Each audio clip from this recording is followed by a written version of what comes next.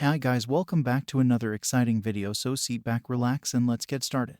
Paradise Lost Punch. It was the cry that was heard one night in Japan. A creature resembling the famous Trojan horse had been attacked, so strong that the poor creature had been destroyed and turned into a data explosion. Haha, is that all you got? It seems that the famous 10 legendary warriors are a joke, said an evil creature. Said creature takes the appearance of a blue-eyed, blonde-haired man wearing a white bodysuit and a black overcoat. It has 10 wings on its back, 2 on its head, and 2 at its neck. Its left wings are demonic, featuring black, leathery wings, while its right side has white, feathery, angelic wings save for the wing at its neck, which is dyed black. That was Lusum in Chaos Mode, an evil Digimon who only wishes to destroy. He was currently in the human world. He wants to destroy it, but there are a few complications. The 10 legendary warriors followed him to this world and want to stop him. Currently he has managed to destroy 4 of the 10. He is too strong, said one of the remaining warriors. This warrior is a winged woman wielding a rapier. She is Ancient Kaisman. Ancient Greymon, what are we gonna do? She asks to her leader. Ancient Greymon, he is a 4-legged, fire-winged dragon. The mentioned was silent for a few seconds.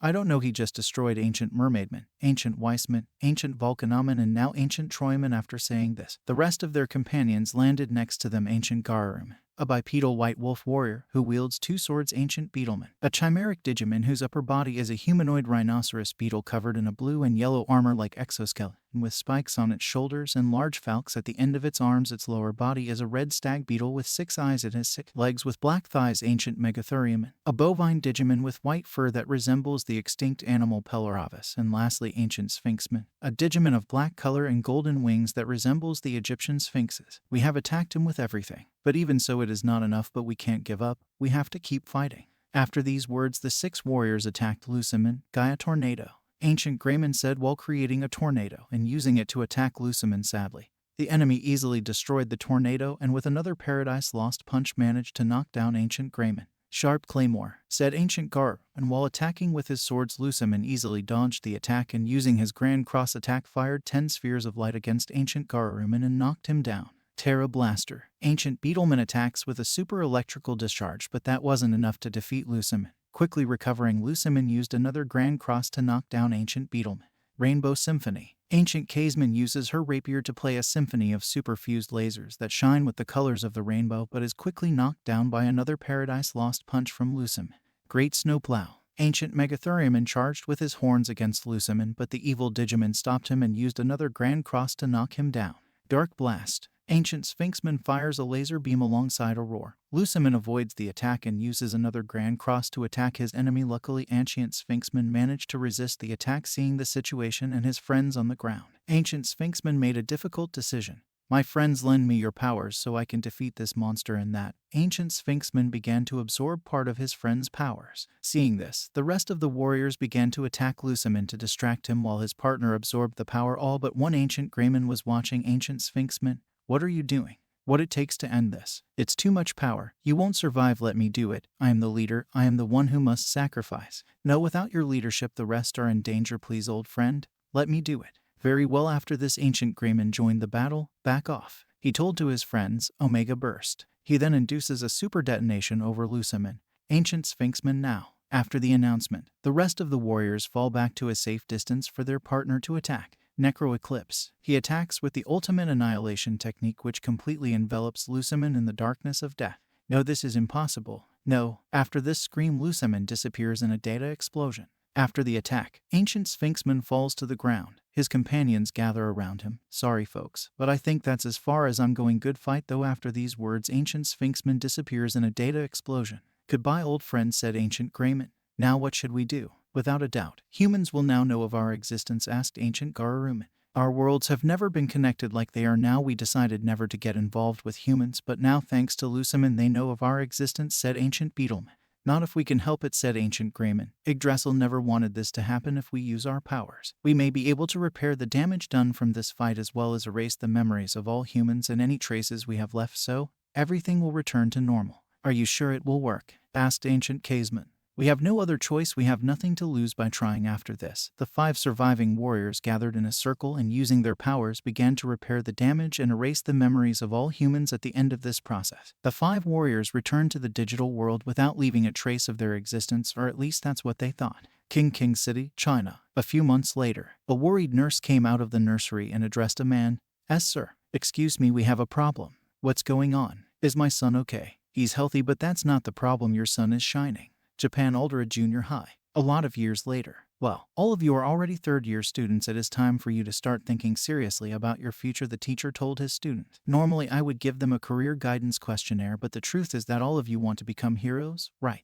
The teacher said as he threw the papers on the ground. When he said this, all the students began to show their quirks except for two. Teacher, don't include me with these extras, said a blonde guy. Katsuki. Bakugo, I'm going to enter the UA. Right, Bakugo wishes to enter the UA, said the teacher. That's right, I'm the only one who can enter the UA. I will surpass All Might and become the best hero, Bakugo said. Now that you mention it, Midoriya also wants to enter the UA. After hearing what the teacher said, everyone started laughing. Midoriya, you can't get into UA just for studying hard. DISCLAIMER. A furious Bakugo yelled as he blew up the green-haired boy's seat. The green-haired man fell to the ground and fried.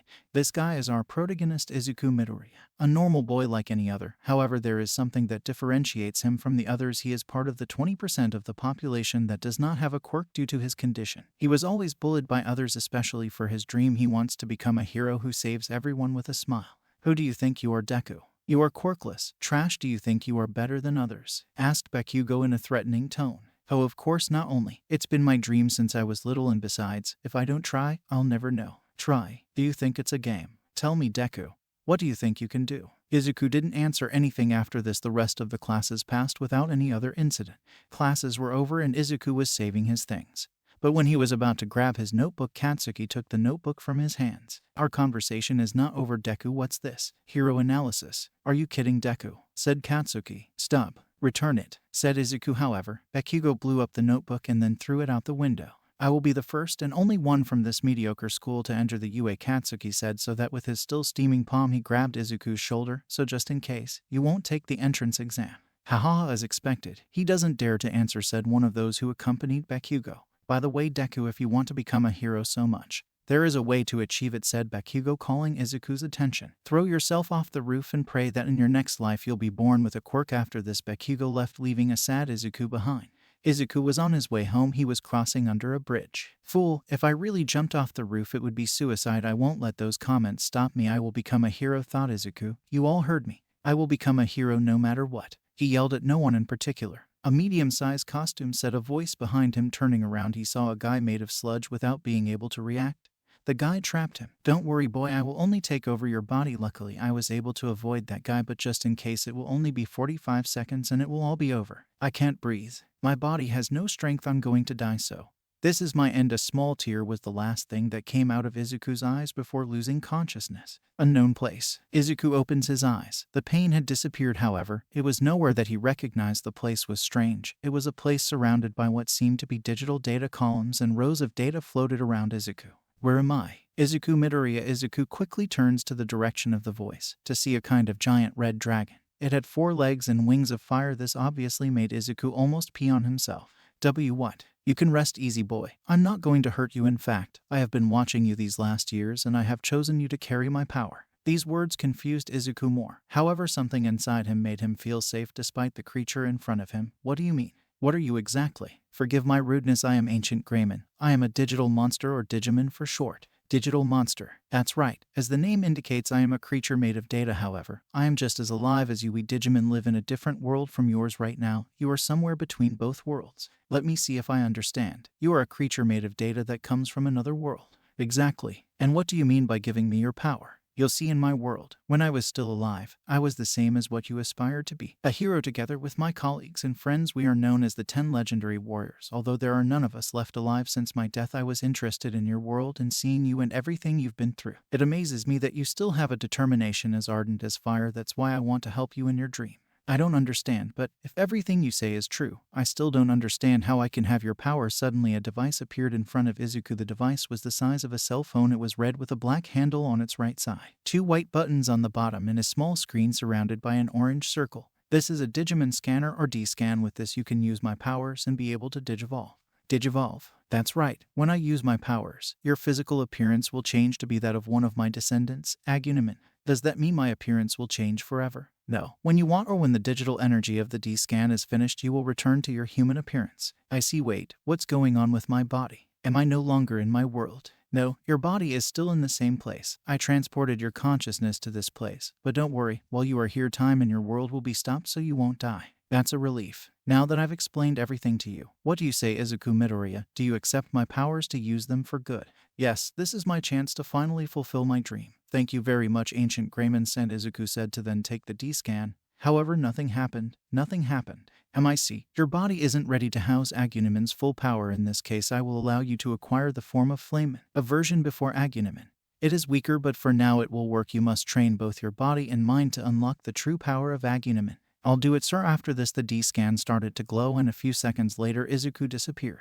Good luck, Izuku Midoriya. Real world. The sludge guy was about to take Izuku's body, but suddenly Izuku's body started to heat up. A few moments later, the sludge guy was roughly thrown away from Izuku suddenly. Izuku began to be surrounded by what seemed to be data. A few seconds later, the data disappeared, and instead of Izuku, there was a strange creature. The creature took the appearance of a humanoid-like monkey with large spiked red hair, cut-off horns, and elf-like ears that had 2 gold hoops with green eyes, as well as 2 marks beneath its eyes. It had dark skin with a white marking on the left side circling its left pectoral muscle, a bushy flame-like tail, and 3 toes with red nails. It wore ankle-length red pants with a belt that went around its sides and a large silver buckle with the symbol for fire on it. It had also red gauntlets that had a large silver ending, red rings around the ankles, and red shoulder pads that was flamen. What did you do? Asked the sludge guy. I don't know, but I like it, said Izuku while looking at himself. Doesn't matter. I will take over your body, the villain said while charging against Izuku. However, thanks to Digivolution, Izuku's reflexes have improved, and he easily manages to dodge the villain quickly standing in front of him. Izuku released a strong aura of fire. This attack was so strong that he managed to defeat the villain in a single attack. That was quick. This power is awesome. After this, Izuku put the villain inside a bottle that he found lying around. When he thought what to do with the villain, someone appeared. Have no fear, because I'm here. It was All Might. Clearly, Izuku reacts like a normal person going crazy. All Might. His surprise was so great that it made him return to his human form. That's an interesting quirk you got there, young one. Excuse me, but have you seen a villain made of sludge around here?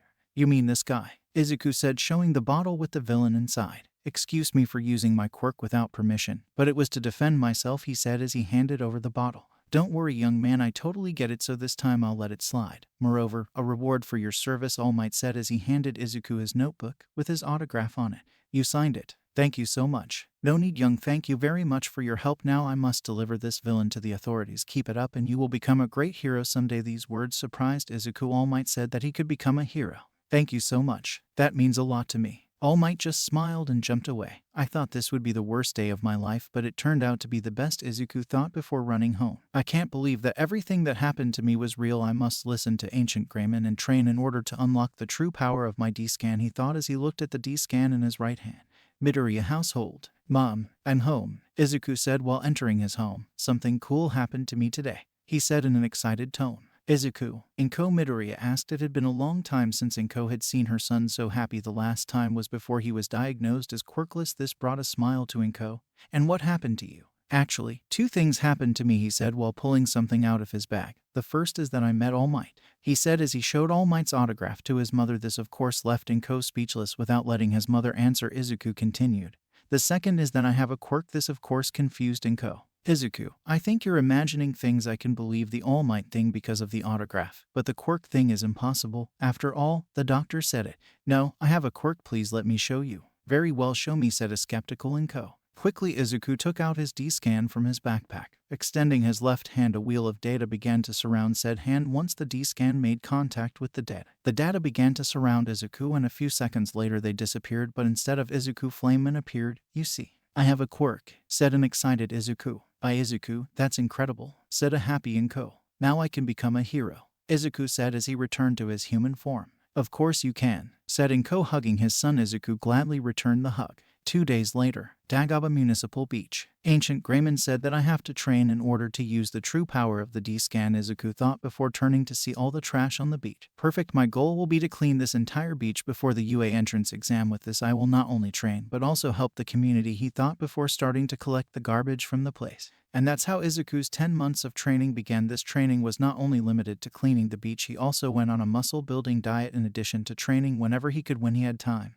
Izuku also trained with his Flamen form, discovering several special attacks apparently.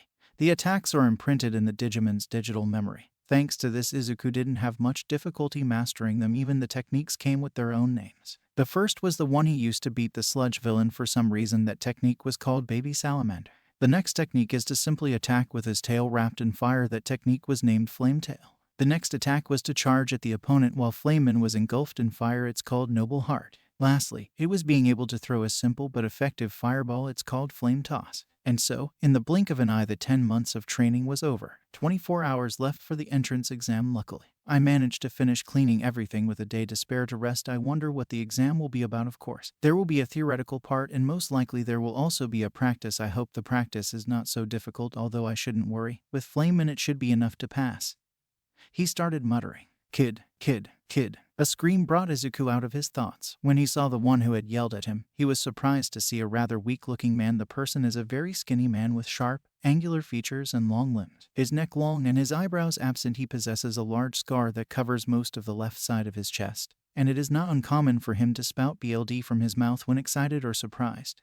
"What are you doing on top of the garbage?" the man asked. "Oh, I think I got lost in my thoughts. I just finished cleaning the beach," Izuku said as he climbed down from the trash pile. "You were the one who cleaned the beach?" asked the man. "Yes, in part it was to be able to train for the UA entrance exam. On the other hand, it was also to help the community," Izuku said as he put his shirt back on. "I see you did a good deed, boy." "Thanks, Yagi, Toshinori Yagi. Nice to meet you, Yagi-san. If you'll excuse me, I have to go home to rest." After saying this, Izuku leaves to his house. 10 months ago. This place was a mess. That boy cleaned all that in just 10 months. Awesome, the man thought, and then gave a big smile. He could be a good candidate. Izuku was standing in front of the H-shaped building, the main building of the UA. "I can't believe I'm here at UA, where some of the top hero graduated. Best Genus, the 8 times Beast Genist Award winner, Endeavor the hero with the record of most solved cases, and, of course, All Might, the #1 hero of Japan. For great heroes, graduation from UA High School is certainly a requirement," Izuku said as he watched the entrance of the UA. "What the hell are you doing here, Deku?" An angry Bakugo yelled at Izuku from behind. "I told you not to come." "Kei-chan, I know, but I really want to become a hero." "Tusk, whatever. I wanted to prevent you from making a fool of yourself, but anyway, in any case, we know that you will not pass," said Bakugo before leaving Izuku. "That's where you're wrong, Kaken," Izuku thought as he looked at his D-scan without wasting any more time. Izuku also entered the building. Once the written exam was over, a man entered the room. "Welcome to my live performance of today," the guy screamed. The guy in question was a blonde man, which Izuku recognized. "Everybody, say hey." Nobody said anything. "Looks like we have a tough crowd this year. Now I will briefly explain what the practical test consists of. Are you ready?" More silence. "Incredible, it's the voice hero, Present Mike. I hear him every week on the radio. This is incredible. All the teachers at UA are pro heroes." Izuku was muttering again. "Shut up." Right, Kachin was right beside him. "These are the important points of the entrance exam. For 10 minutes we will carry out an exercise in a simulated urban area. You can bring whatever you want with you after this presentation. Each of you will go to the area for the exercise that has been assigned to you." After this explanation, the different areas were showed in the screen. "Will they let classmates from the same school collaborate with each other?" asked Bakugo to himself. "Although the registration numbers are consecutive, sure the assigned area will be different, right?" Izuku replied. "Then I won't be able to crush you," said Bakugo. 3 types of potential enemies will be in large numbers in the exercise area. Each one has a set score depending on the degree of difficulty. The 3 kinds of enemies were shown in the screen: 1, 2, and 3 points. Each one of you must immobilize potential enemies using your quirks. Your goal will be to earn the most points, of course. Anti-heroic behaviors, such as attacking other people, are prohibited. Present Mike finished. "Excuse me, I have a question," said a tall guy with short dark blue hair. "On the sheet, you mentioned 4 types of villains. If it is a mistake, it would be a shame for the UA. We applicants want teaching to be heroes who will become role models, and that is why we are sitting in this place," he said in a high tone. "Also, you, the boy with the curly hair," he said, pointing at Izuku. "Me, you've been muttering for a long time. That is very distracting. If you only plan to come to play, I ask you to get out of here immediately." Sorry." Okay, Present Mike said, breaking the tension. "Applicant number 7111, thank you for your good observation. The 4th type of villain scores 0 points. Try to avoid it at all costs." "I see, thank you very much," said the guy with a bow. "That's all for me." What the hero Napoleon Bonaparte ever said: "A true hero is one who overcomes all the misfortunes of life." Go beyond, plus ultra. After this, everyone went to their respective assigned areas. Battle Center B. "It's so big," said Izuku in awe. "It's like a city." "In an area A, how many villains can there be?" said a random applicant. Why does everyone seem so confident? Aren't they nervous? They must be very confident with their quirks unknowingly. Izuku started muttering again suddenly. A hand touched his shoulder. He turned to see the same guy who called him in the writing test. You are muttering again. What are you trying to do? Are you taking the test to obstruct others? The scary guy scolded him. Everyone that was watching this interaction started muttering with each other. It's the guy who was muttering at the test. That guy scolds him and he cowers in fear. At least we have one less rival. They seem to feel lucky about it, thought Izuku, but they'll see. Start. Present Mike screamed. Then the gates of the city opened. Everyone was confused and were staring at the city. What's happening? In real combat there is no countdown. Run. Ew. Everyone rushed at the city, leaving Izuku behind. I'm already behind, he thought, and quickly rushed inside the city. Izuku was running through the city searching for robots when a wall was destroyed in front of him. Then a 1 point emerged from the wall. Target inside. Eliminate. A 1 point. Here it comes. Pulling his D-scan, extending his left hand, a wheel of data began to surround said hand. Once the D-scan made contact with the data began to surround Izuku, and a few seconds later it disappeared, but instead of Izuku, Flameman appeared. Flame tail, he said before destroying the 1 point with his tail. Yes, I did it. Now to get more points. Observation room. A limited time and a vast area. Their abilities will be revealed, Nezu said while looking at the cameras. Be aware of the situation. Without any delay, the camera focused on a guy with multiple arms. Act immediately. Despite a delay, the camera now focused on the guy with glasses. Stay calm no matter the situation. The camera now focused on the French-looking guy. And, of course, pure combat skills. The camera focused on Bakugo. The basic capacities to protect the streets are evaluated by points. We have an interesting batch this year, asked a teacher. That's right. But for some reason I couldn't stop watching this examinee, said a woman pointing at a screen which had Flameman in it. That's an interesting quirk mutation maybe, said another teacher. You may be thinking that now, but check this out, the woman said as she showed the recording of Izuku transforming. Wow, so it's a transformation quirk. Wait, said a thin man. I know that kid. I met him once, twice actually. He's a good kid. I'm glad he's taking this test. It seems that he uses a small device for his transformation. Maybe that device helps him control what he transforms into, said the woman. It is certainly interesting, but there is something that catches my attention, said a tired man. Check this out and that. The man showed another recording of the same exam, but from another person. What the teachers saw surprised them. How is that possible? Interesting. But this is not the time to investigate for now. It is time to qualify the participants, said a bear mouse creature while pressing a red button. So, you two have already chosen your successors, or am I wrong? Ancient Greymon, Ancient Garuruman. Battle Center B. Izuku finished destroying another robot with his fire tail. 3 minutes remaining. Present Mike screamed. Only 3 minutes. Time goes by fast when you're excited. Huh. Suddenly a tremor caught his attention, and he could see the 0 points appear. That's big. Without realizing it, one of the robots tried to attack him from behind. However, an attack cut the robot into several pieces. Izuku noticed, and when he turned around,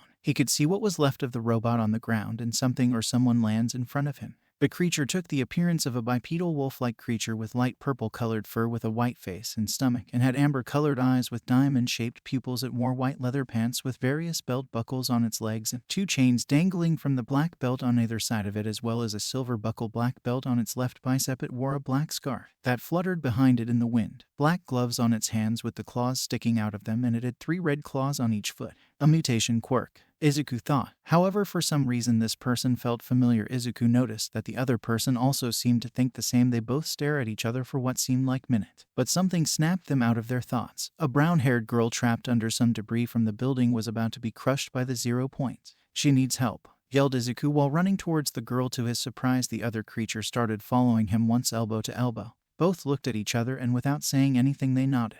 The other creature jumped quickly, approaching the 0 points, darkness hand. Suddenly the creature's claws began to shine, and with a cut he destroyed one of the robot's hands, and with another the other. Izuku quickly walks under the robot. Flame toss. He quickly launches a large fireball at the robot's head, managing to destroy it. Once the robot is destroyed, both boys help the girl to get out of the debris before the robot hits the ground. Are you okay? Why, yes, thank you. Time's up. Present Mike screamed. Who are those two? They destroyed 0 points like it was no big deal. Maybe they are brothers or something like that. I mean, look at them, they look pretty similar. They're both a type of creature. It does not matter. What matters is that they are incredible. They don't see it, do they? They didn't do that to show up their strength.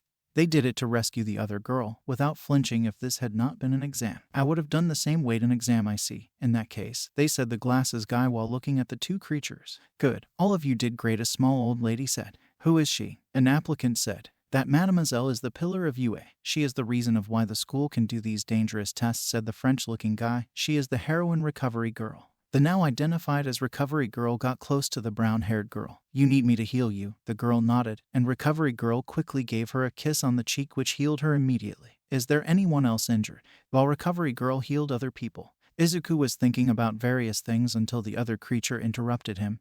Hey, he said suddenly. Data began to surround the creature. A few seconds later, instead of the creature was a boy standing. He is a young man with messy, indigo-colored hair that flares out in large tufts around his head and notably straight teeth. His eyes are purple with white pupils and are thin and somewhat triangular in shape, pointing downward, with no visible eyelashes. I think we should talk in private, he said as he showed Izuku a D-scan, but unlike his it was dark blue with black. Quickly, Izuku transforms as well and shows his own D-scan to the other boy. Yes, I think so too, Izuku said, so that later, both boys would go to another more private place. So were you also visited by an ancient creature that turned out to be a Digimon and gave you a D-scan? Asked Izuku. Yes, I assume the same thing happened to you. That's right, ancient Greymon visited me, however, I still can't use its true power because I needed to train my body. Ancient Garurumon visited me. Interestingly, the same thing happened to me. I can't use full power either. ICM, my name is Izuku Midoriya, by the way, and I can digivolve to Flameman, at least for now. Itoshi Shinso, and I can digivolve to Strabaman for now, by the way. I know this is not a quirk, so what is your quirk?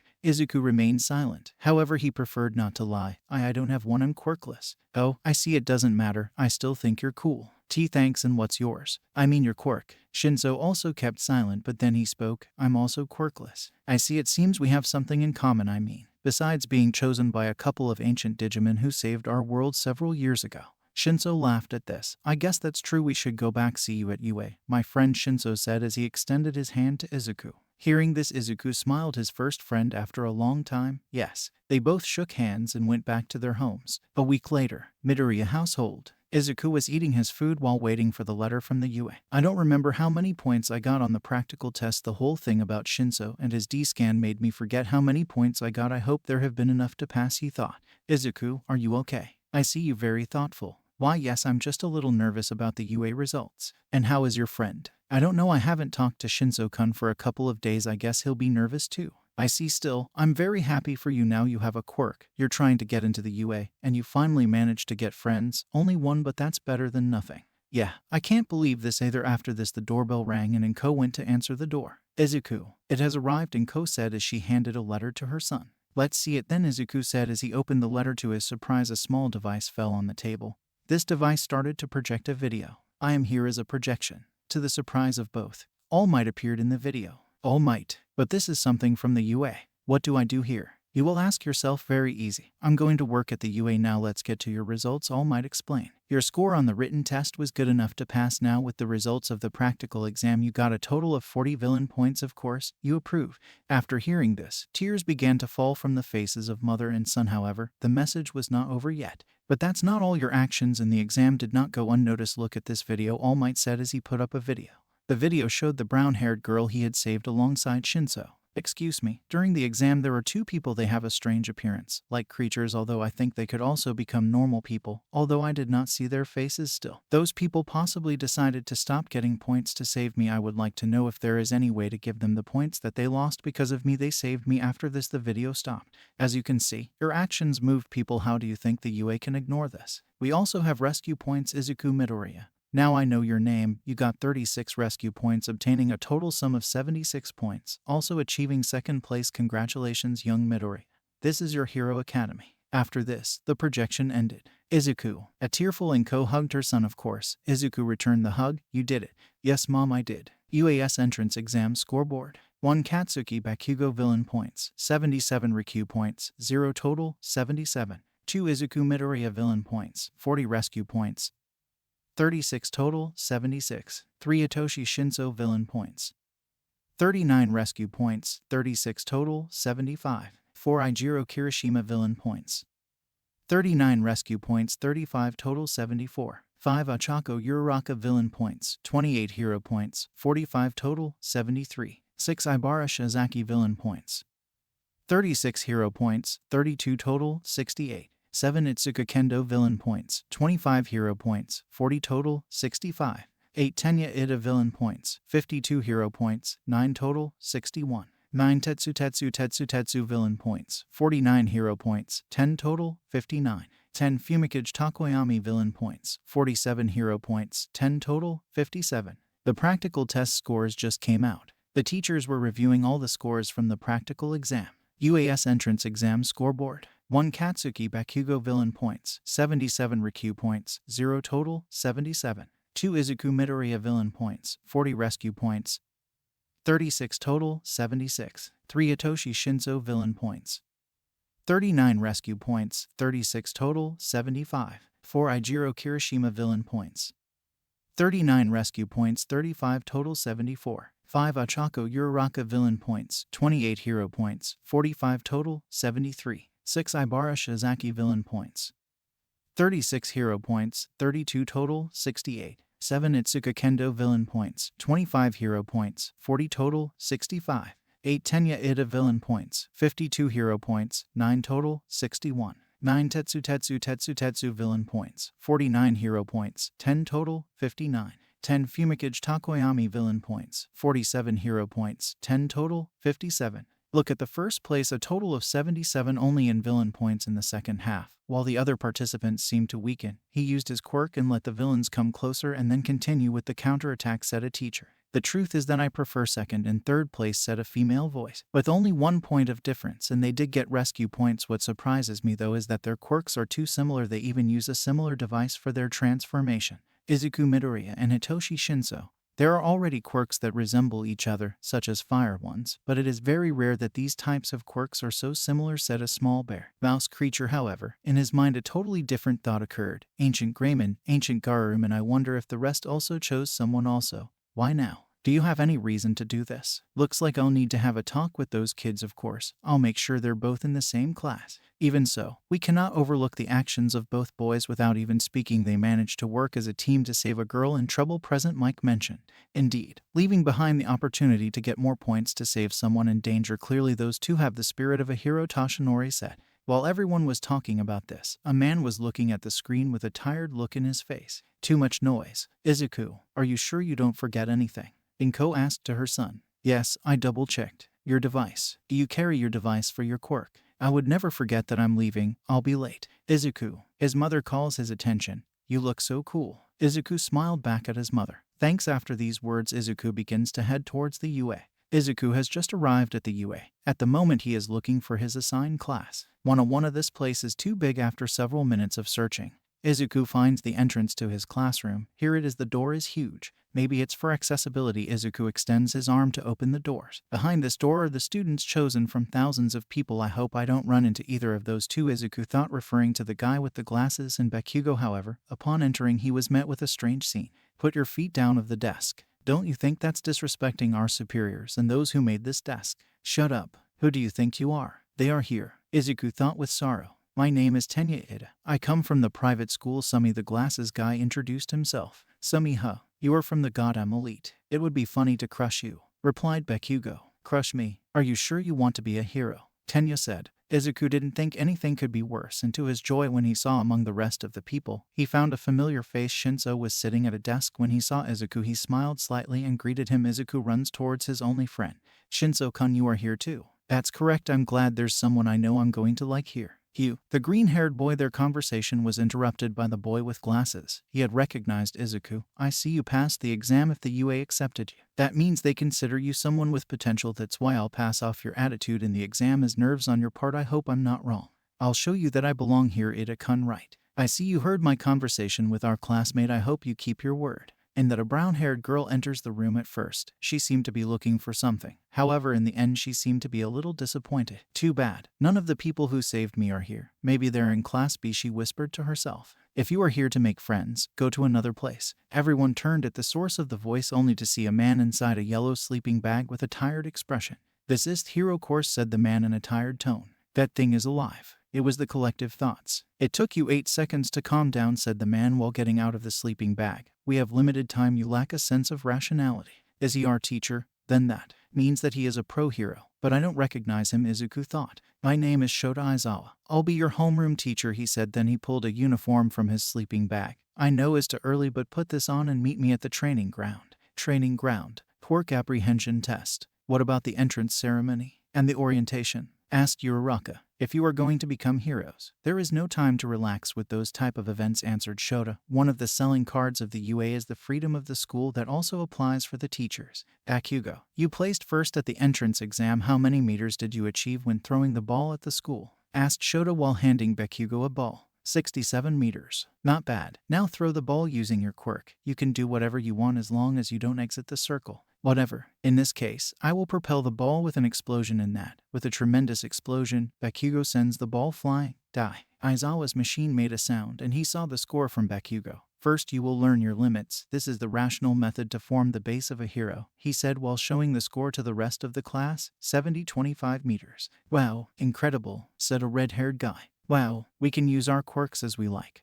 This is the best, it should be fun, said a pink girl. Fun, huh, said Aizawa, drawing all the attention. You have 3 years to become heroes. Do you intend to spend them with that attitude? Very well. The person remaining with the lowest rating will be judged as lacking potential and will be expelled. What? The lowest will be expelled? That's not fair. Natural disasters, major accidents, villains, calamities that you do not know when or where they will occur. The world is full of injustices from now on. For 3 years, the O will give them hardships and sufferings in full force, one after another. Go beyond plus ultra. Overcome this with all your might. Come on, said Aizawa, while everyone started to get serious. First test, 50 meters run. Ida used his quirk and scored a total of 304 seconds. Tenya Ida, quirk, engine. Tenya's quirk gives him car-like engines in each of his calves, giving him incredible running speed and extreme kicking power. Tenya needs to fuel his engines by drinking orange juice. Suyu Asui, a girl with frog-like features, scored a total of 558 seconds. Uraraka used her quirk in her clothes, managing to score a total of 715 seconds. Ochako Uraraka,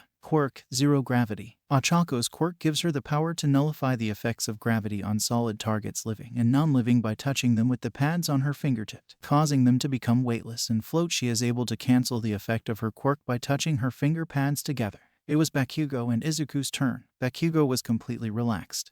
He thought that Izuku wouldn't be anything compared to him. However, what happened left him speechless. Izuku took his D-scan, and that a wheel of data began to surround his left hand. The moment his D-scan touched the data, they began to surround Izuku. A few seconds later, instead of Izuku, there was flame, and this not only stunned Bakugo, but everyone else except Shinso. After the shock, the brown-haired girl and Ida recognized the creature. He's one of the guys who saved me, so it's a transformation quirk. I never would have guessed it. I thought it was a mutation quirk, thought the girl. He is one of them. Apparently I judged him too quickly, Ida thought. After this moment of shock, Aizawa gave the order and both boys headed for the goal. Bakugo used his explosions to propel himself. However, Izuku uses his noble heart technique and surrounds himself with fire. Thanks to this, he runs quite fast and manages to get there before Bakugo. Izuku Midoriya 3:45 seconds and Katsuki Bakugo 4:13 seconds. Izuku decides not to transform and continue like this until the end, and that Deku Bakugo shoots towards him. How the hell do you have that? He was about to hit Izuku but was stopped by Aizawa wrapping his bandages at him. What is this shit? If you keep making me use my quirk, I'll get a dry eye, Aizawa said while glaring at Bakugo. Don't lose time, let's continue with the rest of the tests. Dry eye. Wait, are you a racerhead? Izuku asked when he saw Aizawa's goggles when he captured Bakugo. Yes, I am a racerhead. Now let's continue with the tests. After this scene, the atmosphere calmed down for a while. However, the surprises were not over yet. Shinso's moment to pass came, and to everyone's surprise, he took out a device similar to Izuku's, and then the same thing happened. A data wheel came out of his left hand, and when the D-scan touched the data began to surround Shinso. After a few seconds, Strabaman was standing in place of Shinso. He did the same as the other guy. Do they have the same quirk? Are they relatives? Those were some of the questions that arose after the shock. The test continued and Shinso scored a total of 330 seconds. Second test, grip force. In this test, Izuku and Shinso devastated the others. Izuku had a total of 700 kilograms and Shinso a total of 635 kilograms. The only other interesting score was from a boy named Mizo Shoji, who scored a total of 540 kilograms. Fifth test, ball throw. The one who surprised here was Uraraka, who with her quirk obtained a total of infinity. However, Izuku and Shinso were not far behind. Izuku used his flame tail to hit the ball and send it a total of 1035 meters for its part. Shinso an attack called Light Leg, a very strong kick that releases the power of light, sending the ball a total of 1070 meters. Those two are pretty incredible, Ada said when he saw the performance of the boys transformed into those creatures. What surprises me is their quirks. I've never seen anything like it. Of course I've seen transformation quirks, but these even include different clothes than the ones they already had. I think they are awesome. The brown-haired girl said, they saved me in the entrance exam, and I still haven't thanked them, although being fair, I didn't know that those creatures were them. Beside them was Bakugo, who was frowning at Izuku. That damn nerd. He's supposed to be quirkless. Has he been lying to me all this time? Also, who the fuck is that other guy? The rest of the tests passed, and everyone was ready to check their scores. Showing one by one the results will be irrational, so I just show all of them in one, Aizawa said while showing the results of the test. 1 Momoge Urazu, 2 Hitoshi Shinso, 3 Izuku Midoriya, 4 Shoto Todoroki, 5 Katsuki Bakugo, 6 Tenya Ida, 7 Fumikage Takoyami, 8 Shoji Mizo, 9 Ijiro Kirishima, 10 Mina Ashido, 11 Ochako Uraraka, 12 Rikido Sato, 13 Tsuyu Sue, 14 Mashiro Ajiro, 15 Yuga Aoyama, 16 Hantasiro, 17 Denki Kaminari, 18 Kyoka Jiru, 19 Toru Hagakure, 20 Minoru Mainta. "No," screamed a small boy, "I will be expelled. So, I won't be able to become a hero and flirt with a lot of girls." Minoru Mainta. Aizawa stared at the boy. "You are expelled from the hero course." This took everyone by surprise. "I thought it was a lie," said a black-haired girl. At first, seeing that everyone did their best, I decided not to expel anyone. However, listening to his reasons, I realized that he has no potential as a hero, Aizawa explained. With this we finish. The rest of you return to the classroom. There you will find the agenda and documents with the information of the school. Not even the first day of classes has passed and someone has already been expelled. The UA is no joke, Izuku thought. At least I'm glad I'm in a good position. Third place is not bad at all. After this event, the rest of the classes passed normally, only with the spirits a little low. What a day, don't you think? Shinso asked to Izuku. The two boys were heading to the train station to return home. Yes, something unexpected, the expulsion of the other boy, but we can't question Aizawa-sensei's decisions. Wait, you two, are you heading to the train station? The brown-haired girl approached them. Oh, you're the girl who scored infinite, said Shinso. My name is Ochako Uraraka. You are Hitoshi Shinso and Deku Midoriya. You're right. Deku, yes, that's how Bakugo called you. And my real name is Izuku. Kachin calls me Deku to mock me. An insult then. I'm so sorry, but Deku sound like you can do it to me. I like it. You can call me Deku. Really, Midoriya, isn't that supposed to be an insult? It's like in the Copernican Revolution. I don't know what that is, but I didn't just come here to introduce myself, the girl said, drawing the duo's attention. You two saved me in the entrance exam, so I wanted to thank you for saving me, Uraraka said with a slight bow. Why, you don't have to thank us. We did what anyone would have done in a situation like that, Izuku said with a slight blush from the nerves of talking to a girl. Correction, what any hero would have done, said Shinso. All the more reason to thank you. By the way, I have a question about you. Shoot, are you related in any way? I mean, your quirks are very similar. The only thing different is the creatures you transform into. And no, we actually met at the entrance exam. Before that we didn't know anything about each other. That's right. The truth is that I'm surprised to see someone with a quirk similar to mine. Wow, speaking of coincidences, by the way, are you heading to the train station? Why, yes. In this case, it's okay with you if I come with you? Yeah, sure, I don't mind. As sure. Awesome. Let's go then. Well, maybe this day started a little tense, but I think that in the end it wasn't so bad. Next day, a new day has come. In class 1 was having their morning lessons, right? They were having English classes with Present Mike. Well, among the following sentences, which one has an error? Asked Present Mike. So normal, most of the class thought. This is fucking boring. You know who thought that? It must be the fourth. You have the relative pronoun in the wrong place, Izuku thought. After the morning lessons, in the afternoon, it is lunchtime. It is first-class food at low prices in the large dining room. White rice is one of the best foods in the world, said the chef, who was the pro-hero Luncrush. It's the cook hero Luncrush, thought Izuku. After finishing the lunch, it was the moment everyone was waiting for, the basic study for heroes.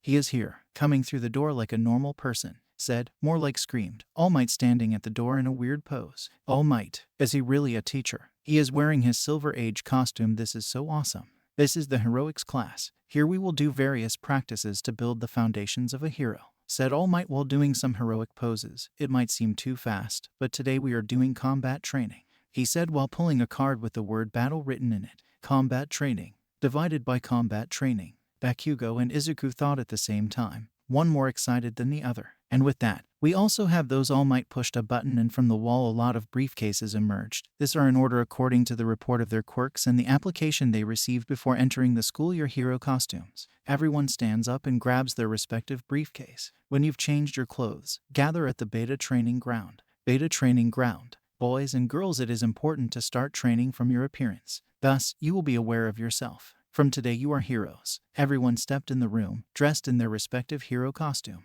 It's time to battle. Beta training ground. Boys and girls, it is important to start training from your appearance. Thus, you will be aware of yourself. From today you are heroes. Everyone stepped in the room, dressed in their respective hero costumes. Izuku stepped in the room with the rest of his classmates. His costume is quite simple, because when he transforms his clothes also change. He wears a t-shirt with the kanji of t-shirt in the chest, under a red jacket with a pocket on each side of chest, a dark brown jeans, light brown gloves, and his typical red shoes on his head. He wears a pair of goggles. You can see Izuku's design in the cover of the story. So, you also went for a simple design. Shinso approached him. He wears a blue jacket with yellow stripes on the sleeves over a yellow t-shirt with a blue neckline and sleeve trimming, gray pants, and white sneakers with purple stripes on his head. He wears a blue bandana with dark gray stripes. Why yes, since the clothes also change, I didn't see the need for an overly elaborate outfit. Deku-kun, Shinso-kun. Uraraka approached the duo. Those are your suits, they look quite practical. I wish mine had been like that. I think it's a bit tight. I think you look good, Izuku said. I see. Everyone is eager to start. Let's begin with the battle training. Professor, this is the same place to practice the entrance exam. Are we going to carry out another exercise in an urban area? Ida asked to All Might. No, we will take 2 steps forward. It will be an indoor melee battle practice. Villain attacks usually occur in exteriors, but this time will be different. You will divide into teams of heroes and villains. This will be a 2 versus 2 battle. Aren't we supposed to train the basics first? Asked the frog girl, Tsuyu. This is a battle to train the basics just this time. There won't be any robots to easily destroy. What will be the victory or defeat system? Asked Momo. Can I destroy them? Asked Bakugo. Will there also be an expulsion punishment like in Aizawa-sensei's class? Asked Uraraka. How are we going to divide? Asked Ida with his usual hand movement. Please, one at a time. I don't have super hearing. Let's see. The villains will hide a nuclear weapon in their hideout. The heroes will try to get rid of her. The heroes, within a set time, must catch the villains and recover the nuclear weapon. The villains, within the established time, must protect the nuclear weapon and catch the heroes. All Might said while reading all of this from a paper sheet. The teams will be decided by lottery since we are missing a member. One of you will join 2 teams, one as a villain and one as a hero. Is that the right thing to do? Asked Ida. It must be because professional heroes frequently form sudden teams with other heroes, answered Izuku. I see. You keep thinking into the future. Sorry for interrupting.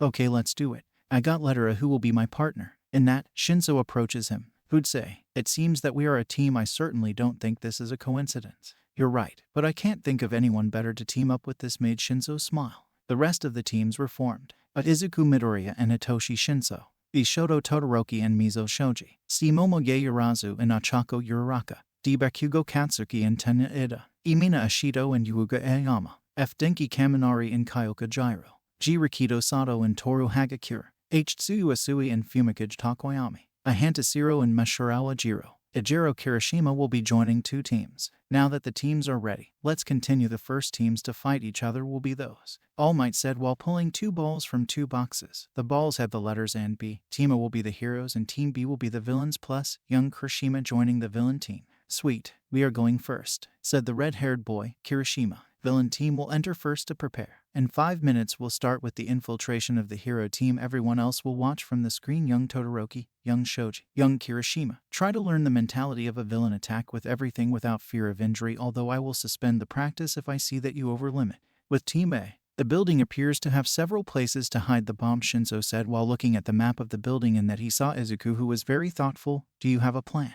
That snapped Izuku out of his thoughts. Something like that. I was analyzing the quirks of our opponent. Shoji-kun doesn't seem to have a very combat-oriented quirk, so he'll probably stick around to defend the bomb. Kirishima-kun and Todoroki-kun will most likely try to hold us back as long as possible. Apparently, Todoroki-kun has an ice quirk. I can take care of him easily. That means it's your turn to face Kirishima-kun. My strategy is to separate the 2 and beat them separately. Then we meet up and beat Shoji 2 against 1. Then we would recover the bomb. Sounds like a solid plan to me. After that short conversation, All Might indicated the beginning of the battle training. Let's go, Shinso-kun. Both boys began their transformation. The data wheels appeared, and their D-scans made contact with them.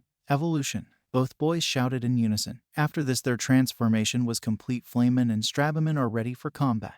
With Team B plus Kirishima, they have entered the building, Shoji informed. In that case, let's not waste time, Todoroki said. You stay behind. Watch the bomb, you red-haired guy. Follow me, we are facing those two, Todoroki ordered. My name is Kirishima. Don't forget. Izuku and Shinso managed to infiltrate the building. Infiltration success, whispered Izuku. There's a lot of blind spots in here, we must be careful, whispered Shinso. Suddenly, a blast of ice was fired at the boys. Izuku quickly gets in front. Flame toss. He quickly fires a fireball that stops and destroys the ice in front of them. Appeared Todoroki and Kirishima. Let's go, Kirishima. At that, Todoroki covered his fist and right arm in ice while Kirishima hardened his skin. Then both boys ran towards their opponents. Izuku and Shinso just stared at each other and nodded, charging against their opponents. The fists collided. Izuku against Todoroki and Shinso against Kirishima. At that, Todoroki creates a gust of ice from his feet, causing Izuku to back up. Kirishima quickly grabs Shinso by the arm and tries to punch him. However, Shinso manages to break free. Light kick. Shinso gives Kirishima a kick that makes him crawl up a wall and collide with his back. However, to Shinso's surprise, Kirishima did not appear to be damaged by the attack. That's all you got, Wolf Boy. The fights got separated. Todoroki versus Izuku and Shinso versus Kirishima. Todoroki versus Izuku. Izuku and Todoroki are exchanging blows. To Izuku's surprise, Todoroki is resisting his attacks quite well in one of these exchanges. Izuku hits Todoroki in the face, sending him flying a few centimeters back. The bicolor-haired boy quickly recomposes himself and fires a large blast of ice at Izuku. Noble heart. Izuku surrounds himself with fire and begins to break through Todoroki's ice attack. But to his surprise, from below him a column of ice hits him in the stomach, causing him to fly backwards and fall to the ground near a wall. Standing up quickly, Izuku realizes that at the impact point of the column, ice was beginning to spread on Izuku's body. He quickly surrounds himself with fire to melt the ice. Taking advantage of this, Todoroki begins to surf on the ice and with an ice fist hits Izuku in the face and makes him go through the wall into another room. Izuku quickly recovers and sees Todoroki on top of him with another fist of ice at the ready. Baby salamander. Out of sheer reflex, Izuku uses his strongest technique. An aura of fire shoots out from Izuku's body. Seeing this, Todoroki fires a gigantic blast of ice to defend himself and counter the attack. The techniques collide and a huge explosion of fire and ice occurs. Shinso versus Kirishima. Kirishima blocked another attack from Shinso. The boy was on the defensive, waiting for the right moment. Shinso quickly lands a roundhouse kick to Kirishima's stomach. However, the boy just grabs Shinso's leg and to Shinso's surprise manages to land a hardened headbutt. This pushes Shinso back a bit. What did you think of that, Wolf Boy? Kirishima said, and that he charged against Shinso again. Shinso manages to evade the attack. Light kick. Quickly hitting Kirishima's right side and sending him flying a few inches. Kirishima quickly gets up with almost no damage. Not bad, Wolf Boy. Quickly both boys charge again against each other. The exchange of blows began again. Kirishima received more blows, but he could resist them. Shinso received few blows, but they were quite strong. They both take the same amount of damage in total. In one of these, Kirishima punches Shinso in the stomach. He crouches down in pain and Kirishima quickly takes the opportunity to hit him. However, Shinso manages to recover, avoid the blow, and attack him with one of his own. Darkness Hand. While the attack failed to cut Kirishima, it did manage to deal some damage and push him back a few inches. His quirk manages to resist more than he expected. Midoriya could beat him more easily, but it doesn't matter. I have to face him, and I will defeat him. Todoroki versus Izuku. Once the smoke left the room, Izuku was able to see its state and was surprised to see it. Half of the room Todoroki was in was completely covered in ice, while half of the room he was in was completely burned. He also realized that the microphones in the room had been destroyed, so no one hear them now. They can see them, but not hear them. This is impossible. By pure physics, the ice should melt, and that his sight focuses on Todoroki, who, despite the fact that some of his body parts are covered with a light layer of ice, he did not seem to be fazed. But the most striking thing was Todoroki's scar. The right half of his face had a fire burn scar. The scar was already old, and think of Dabai's scars, unless his ice is cold enough to prevent melting. Shoto Todoroki. Quirk, Absolute Zero. He can generate ice from any part of his body. It is also immune to any low temperature, even below zero. His ice is cold enough that even fire has a hard time melting it. It's useless. It doesn't matter how hard you try. I have trained my ice so that it can take on fire with ease, Todoroki said. So, I can prove to my father that I am not a failure. Your father, I don't know if you know, but my father is Endeavor, the number 2 hero. He always wanted to surpass All Might. However, he never could, so he move on to Plan B. Do you know quirk marriages? Do not tell me that. That's right. My father used his influence to marry my mother and thus have the perfect child. However, his goal was never met. None of his children were born with the combination he was looking for. Todoroki looked at his arm and clenched his fist tightly. My first brother was born with fire. However, his body was not able to withstand the temperatures. He died on an accident. My sister's quirk is weak. My second brother had an ice quirk, but his body was adapted for a fire quirk. Finally, I got the perfect body for my ice quirk. However, for my father it was not enough, unfortunately, for him. My mother, after several pregnancies, lost the possibility of giving birth to more children. Then my father approached me and told me that among all my brothers I was the least pathetic. Todoroki touches his scar. In one of those training sessions he did this to me. He told me I was pathetic. Since then, I trained my ice so I could show my father how wrong he was. Todoroki-kun, I'm sorry. I don't need your pity. If I manage to defeat you, I will prove that I am not a failure in that. Todoroki charges against Izuku, ice ready to be released again. Realizing that talking wouldn't help, Izuku charges as well. Flame toss. Ice and fire collide again. Shinso versus Kirishima. Shinso dodges another attack from Kirishima. He was being cornered.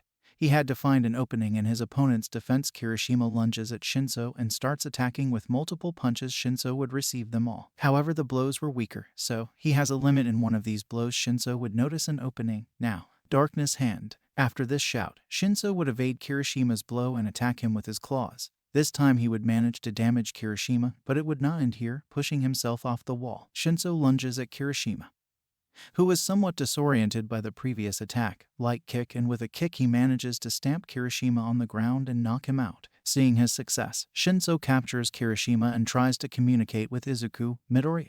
I defeated Kirishima. Where are you? Todoroki versus Izuku. Midoriya. I defeated Kirishima. Where are you? Izuku dodges a punch from Todoroki. Find the bomb. I'm still facing Todoroki. Try to retrieve the bomb. I don't think there's much time left. Roger that. After this, Izuku dodges another blast of ice again. Todoroki quickly charges at Izuku. Fist of ice at the reed. However, Izuku expected this. Once Todoroki was close, baby salamander. Unleashing an aura of fire, this time he manages to hit Todoroki, making him crash into the wall. However, ice emerges from the impact site. Todoroki rises from this place, this time completely covered in ice. Ice armor, he whispers. He quickly charges at Izuku and the exchange of blows restarts. After an exchange of blows, both take their distance, preparing their last attack. They both charge at each other for the last time. Paradise Frozen Soil. Divided by Noble Heart. And for the last time they collide. This time the explosion was stronger than the previous ones. With Shoji. Shoji is distracted by the noise of the explosion.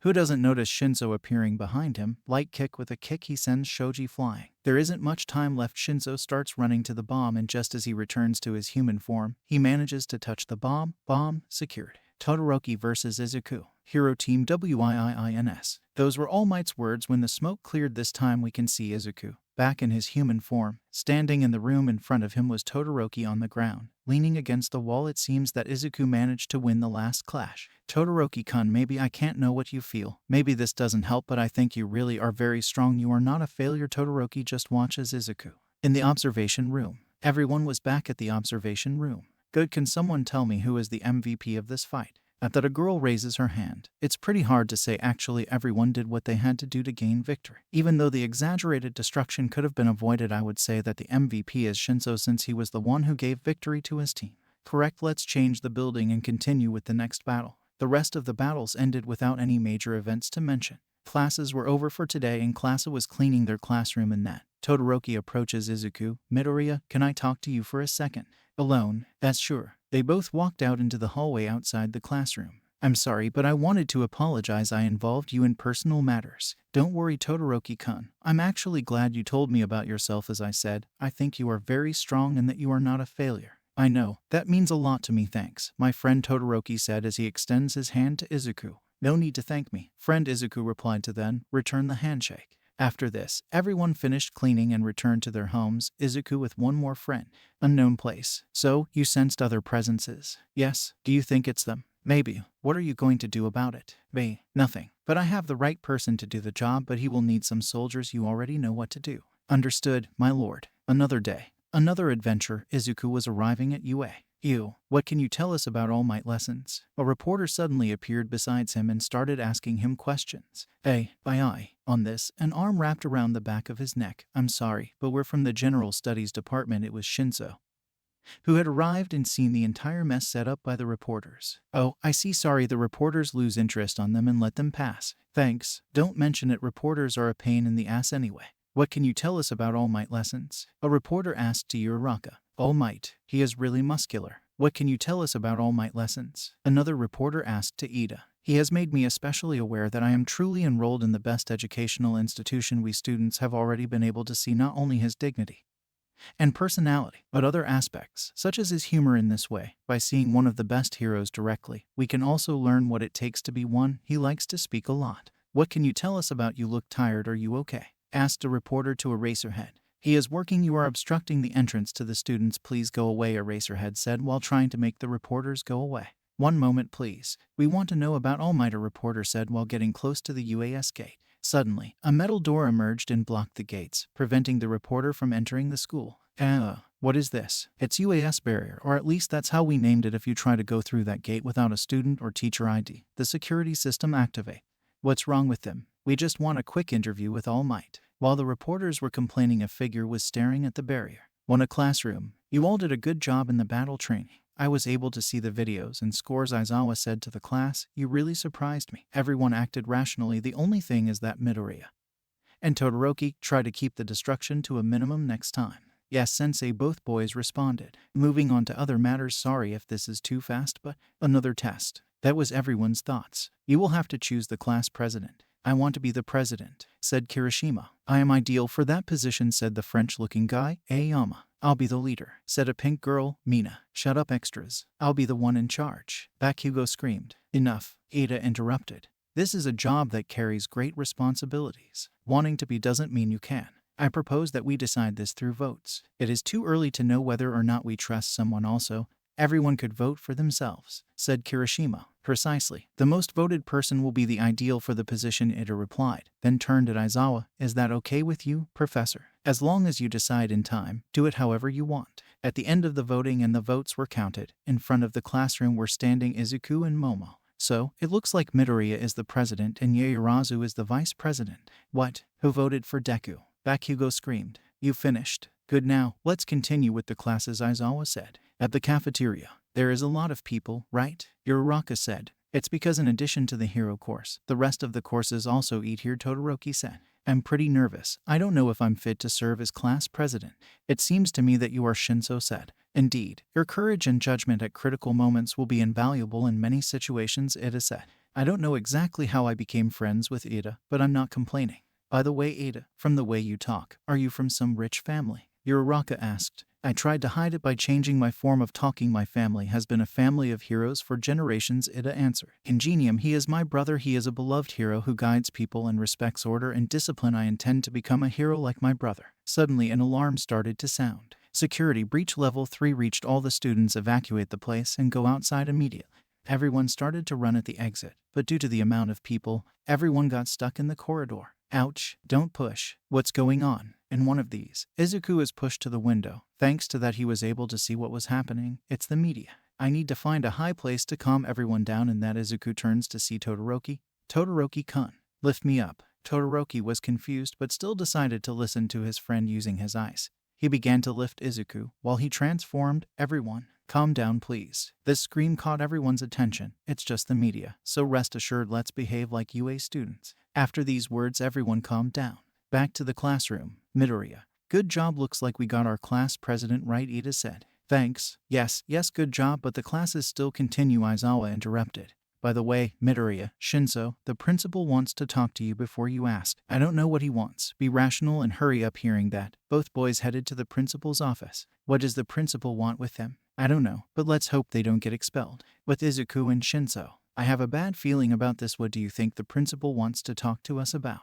Izuku said. "Probably about our powers. To them it's quirks, and it's extremely rare that we have such similar quirks without being BLD related." "What do we do?" "Don't worry, let me do the talking and just agree with what I say." Both boys entered the principal's office. "All right, you're here. Welcome, Shinso-kun." "Midoriya-kun, I am Principal Nezu." "You called us. What do you want to talk about?" Shinso asked. In that, Nezu presses a button and all the doors and windows are closed. Besides, the windows are darkened so that they are not spied on. I just want to talk about your powers. Before you say anything. No, we don't know why our quirks are so similar, Shinzo interrupted. You guys need to think of a better excuse. Chosen ones. This surprised the boys. They quickly went on guard. Don't worry, violence is not necessary. Perhaps I was a little hasty. At that, to the surprise and confusion of the boys, Nezu's appearance began to glitch. After a few seconds, instead of Nezu, a different creature was sitting in his place. I think I should introduce myself again. The creature is a bipedal creature with white fur on its body and a horned head with pointed ears, gray fur on the mouth, and black eyes. It has 3 claws on each hand and foot and wears a pink haramaki. What are you? Izuku asked with the slight suspicion of knowing the answer. My name is Bakaman. I guess you're already suspecting it, but yes, I'm a Digimon.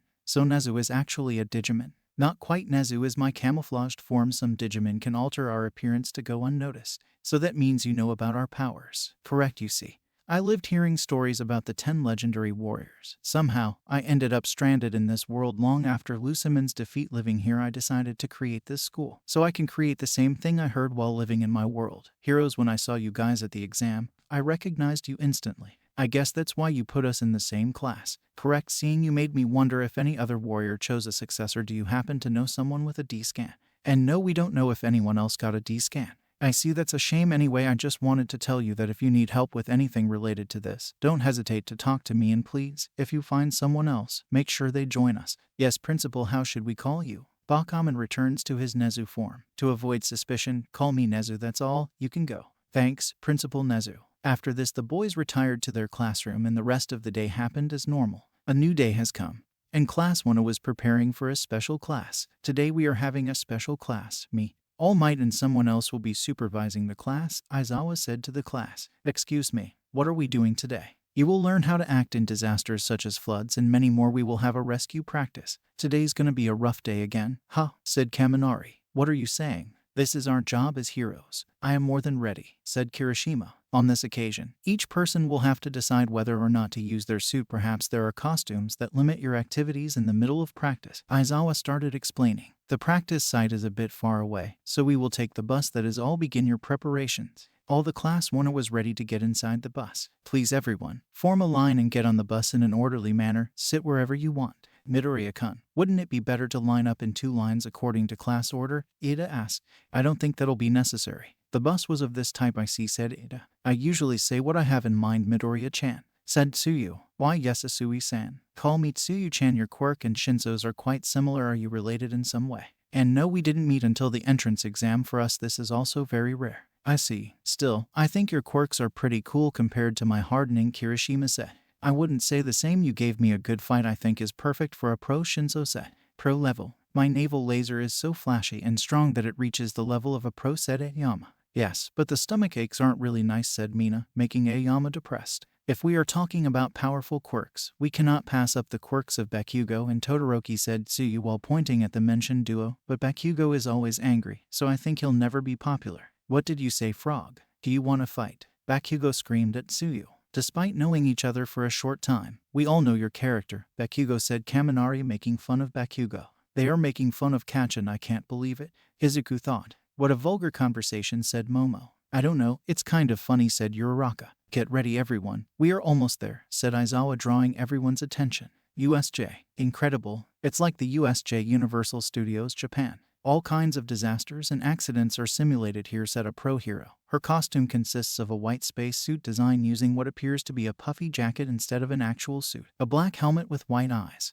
and a pair of yellow boots. It was the Pro Hero 13. This is the practice place that I built. Its name is Unforeseen Simulation Joint, or USJ for short. It actually is USJ. Everyone thought. I can't believe it. It's 13, said Izuku with stars in his eyes. I love 13, said Uraraka. 13, where's All Might? Aizawa asked to the hero. He run out of time, 13 answered, rising 3 fingers. The price for the irrationality anyway. Let's begin. Before starting, I have one thing to say, or maybe 2 or 3. 13 started. As you may know, my quirk black hole can absorb anything and turn it into dust. I can help a lot of people with it. But this power can also easily kill people. I can imagine that there's someone with a quirk like mine in your group. In this practice, you will learn how to use your quirks to save people. 13 is really amazing, said Uraraka. Now continuing with the class, Aizawa started. At that, Aizawa's senses began to warn him. He turned at the direction he felt and saw a black portal opening.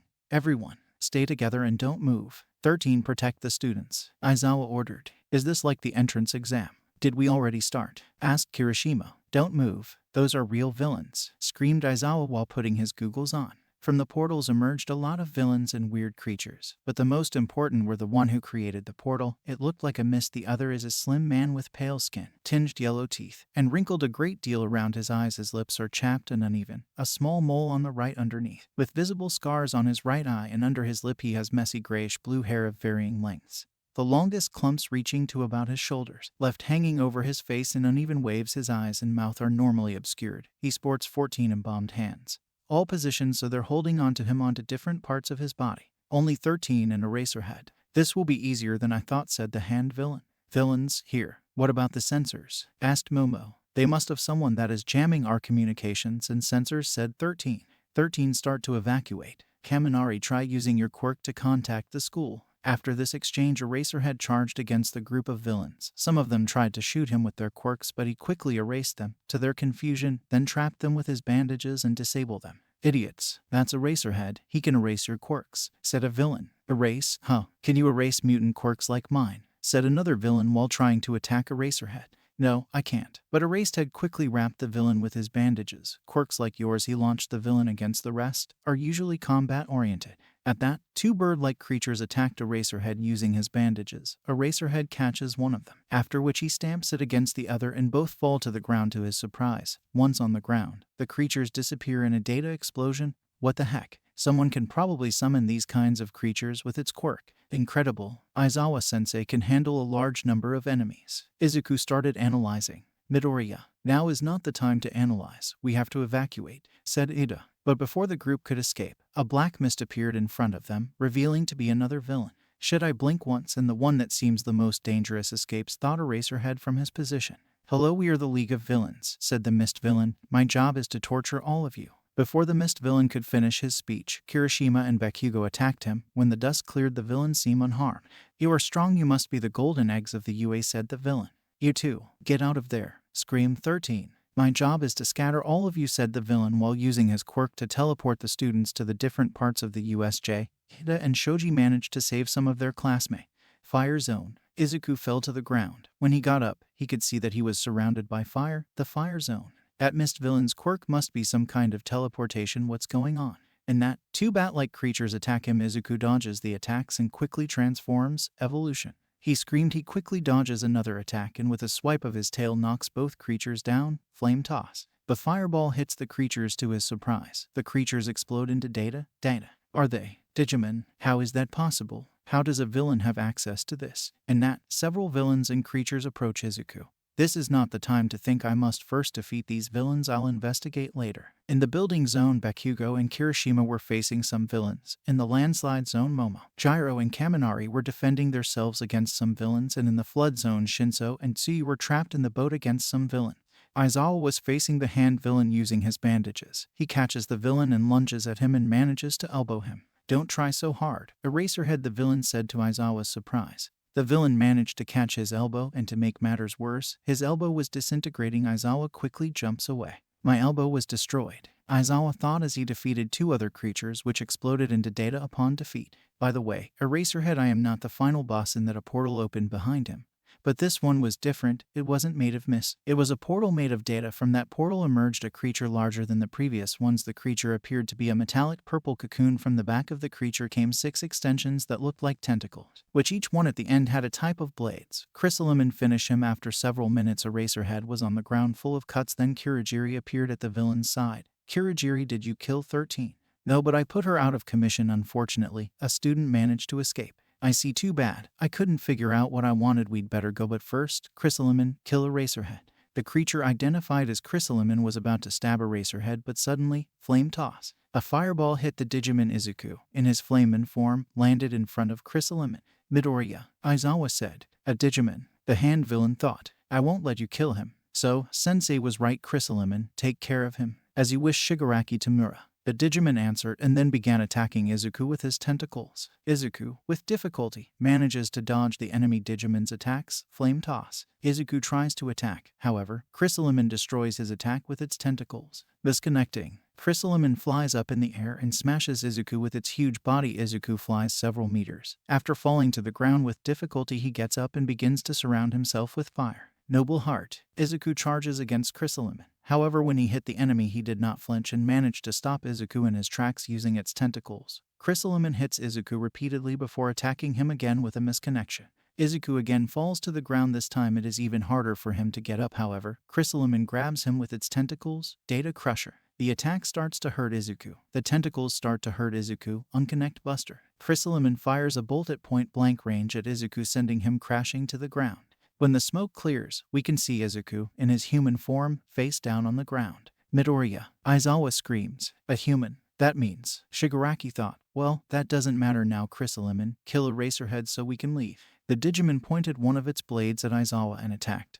The attack did indeed hit someone, however it missed the target. Izuku was in front of Aizawa, with Chrysalimon's blade stuck in his stomach. Luckily only the tip managed to enter since he managed to stop the attack with his hands. But that doesn't mean he wasn't seriously injured. I already told you I won't let you kill Aizawa-sensei. After shouting these words, Izuku's D-scan begins to shine and creates a kind of force that makes Chrysalimon move away from Izuku. Izuku takes his D-scan, and his most serious injuries are healed in that. He looks at his D-scan for a second and then smiles and sees the enemy Digimon. Time for round 2. The data wheel reappears on Izuku's left hand.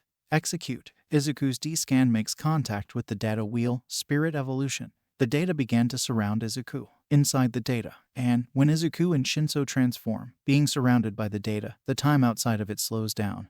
That's why it seems that the transformation lasts a couple of seconds when in fact it does take its time. Izuku's clothes were stored inside the D-scan, and that several screens appeared around Izuku. Each screen shows what appears to be a piece of red armor. Soon each screen joins to form 2 screens, one behind Izuku and one in front, each screen showing the full armor, the front on the front screen and the back on the back screen. And that, both screens begin to approach Izuku. Once they make contact with him, Izuku begins to change. Several seconds later, the transformation is complete. Back in the world, the data disappeared and instead of Izuku there was Agumon. Agumon is a humanoid Digimon clad in a black bodysuit and red armor. It draws deeply from its namesake, the fire god Agni, with its control over flames, while also associating with the legendary salamander and the elemental fire that folklore ascribes to it. It is equipped with the flame shoulder pauldrons and bears the fire spirit mark on its mask and belt. At the USJ entrance, Shinso and Tsuyu return to the entrance of the USJ, and that he listens to Uraraka. Look over there. It's Deku-kun, but he looks different. Shinso turns to the direction the girl is pointing, and that he sees Izuku and is surprised by his appearance. That's not Flame and Midoriya. Don't tell me that you managed to unlock the true power of the D-scan.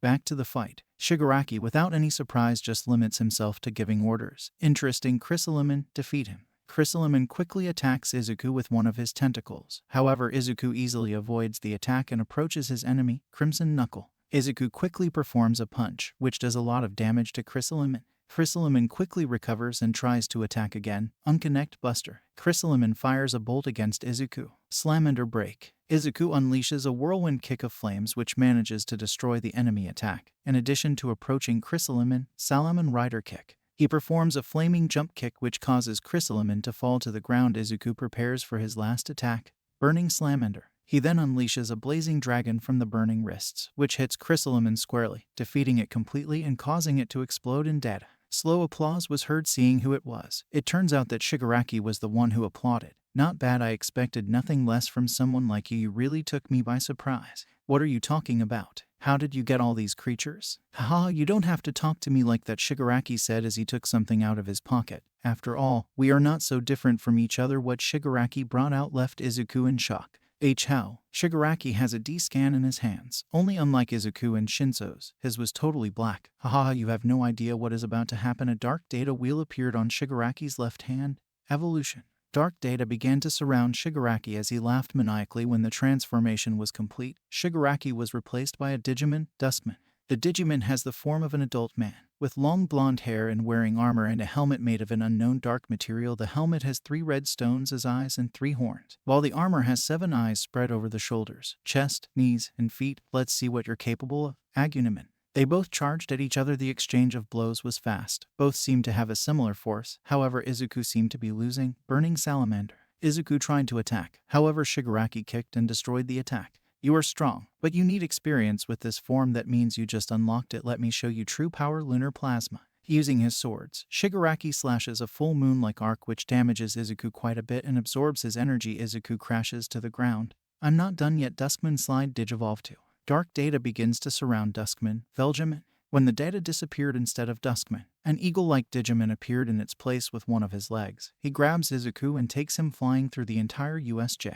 What the hell? Are there more Digivolutions? Izuku thought. Shigaraki crashes Izuku against the wall, however he still doesn't let go and proceeds to drag him through the walls of the USJ. A few seconds later he drops it in the same place where they were originally fighting. Veljamin slide digivolve to Duskman, Shigaraki said as he returned to his Duskman form and landed in front of an Izuku on the ground in his human form. This is true power, Shigaraki said before returning to his human form. Kurogiri, it's time to go. What? Aren't you here to kill All Might? Izuku asked. Haha, do not make me laugh. If I wanted, All Might would already be dead, but I don't want that. At least not now. I need him alive for my plans, at least, as long as he doesn't pass the torch on to someone else. Torch? What are you talking about? It does not matter. Try not to interfere with my plans, and I may let you live when this world is ours. After these words, Shigaraki leaves in a portal of mist. When Shigaraki leaves, the rest of the creatures, which are Digimon, disappear into data portals. Midoriya, Sensei, Shinso, Todoroki, Uraraka, and other students arrived at the scene. Shinso helped Izuku up while the others helped Aizawa.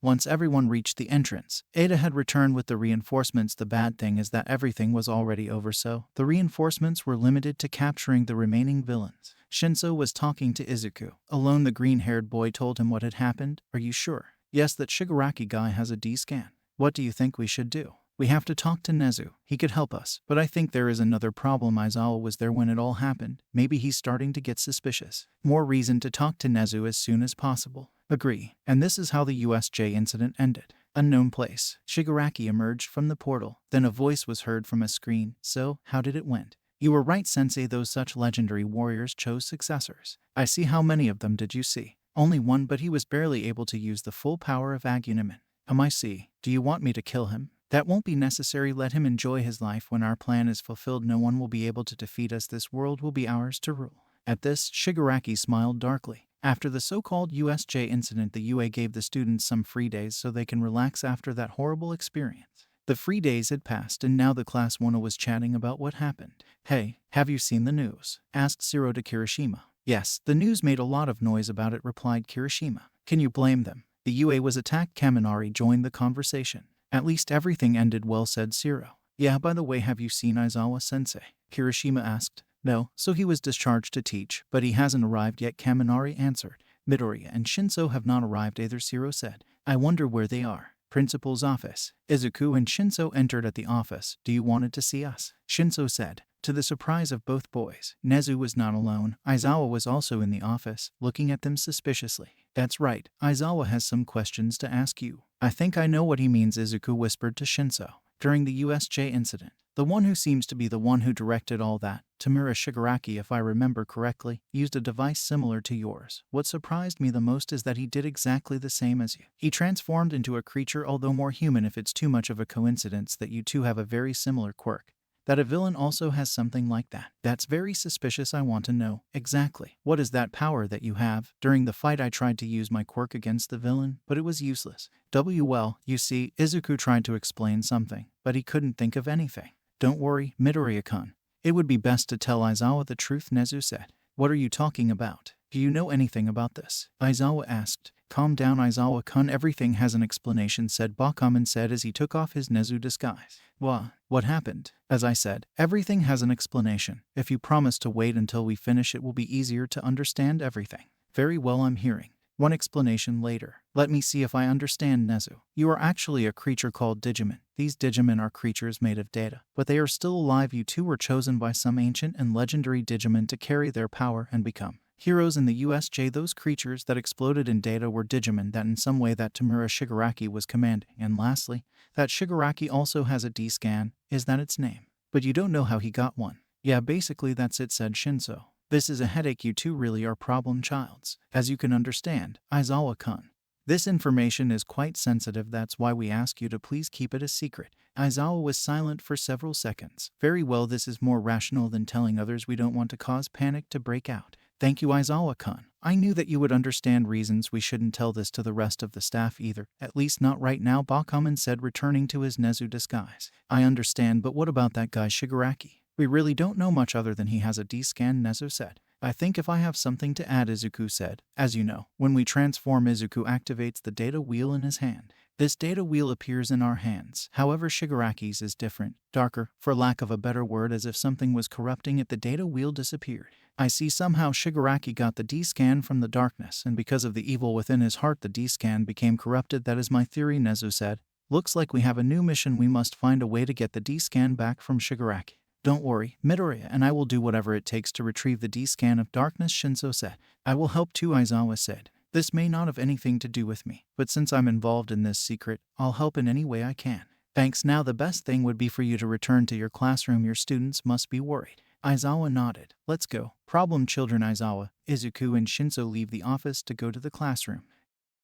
A classroom. Seriously, where is Aizawa-sensei? Uraraka said. This is definitely an unprofessional attitude, Ida said. Shinso and Midoriya haven't arrived either, Todoroki said. Everyone wonders similar things, in that the door opens and the three missing people entered the classroom. They arrived. Everyone yelled in unison. Why this delay, Sensei? Ida asked. The director needed to talk about some things. Because of this and for this occasion, I will not call your attention for not being seated in your places, Aizawa said while everyone seated. Now into a new subject. The fight isn't over yet. Fight? Don't tell me. More villains. The UA Sports Festival is approaching, Aizawa said, calming everyone. The sports festival? Wait, villains just invaded us. Is it wise to organize a festival? Asked a student. On the contrary, by holding the sports festival, we will be demonstrating the confidence we have in our security system. We will also have a security 5 times higher than in other years, Aizawa started saying. Also, the sports festival is a great opportunity for everyone. True, there will be several professionals observing the event, possibly to see potential young recruits, said Momo. That's right, if a professional sees you at the event, you will have a promising future. You have this opportunity once a year, 3 years in total if you aspire to be heroes. This is an event you cannot fail at. During midday break. Man, I'm so pumped right now. If we can stand out and attract the attention of a professional, it will be a step towards success, said Kirishima while some of his classmates were sharing his enthusiasm. Incredible, everyone is very excited, said Izuku to herself. Aren't you as well, asked Ada. We signed up here to become heroes, right? Of course, it is natural to get excited about this. You have a strange way to show your enthusiasm, Ida said. Todoroki. Deku-kun, Shinso-kun, Ida-kun, Todoroki-kun, interrupted Uraraka. We will do our best at this festival, do you understand? Wow, it looks like Uraraka just awakened her spirit. Now that I think about it, I never asked her reasons for becoming a hero, thought Izuku. Money? Why yes, I'm sorry, my motivation seems impure compared to yours. Your motivation is just as valid as ours, said Todoroki. Yes, everyone has their own motivations, said Shinso. Exactly, it is also valid if your goal is to achieve a better quality of life, said. You see, my family owns a construction, but right now there is no job, so we are kind of poor. That's why I will become a hero, so that my parents have a better life.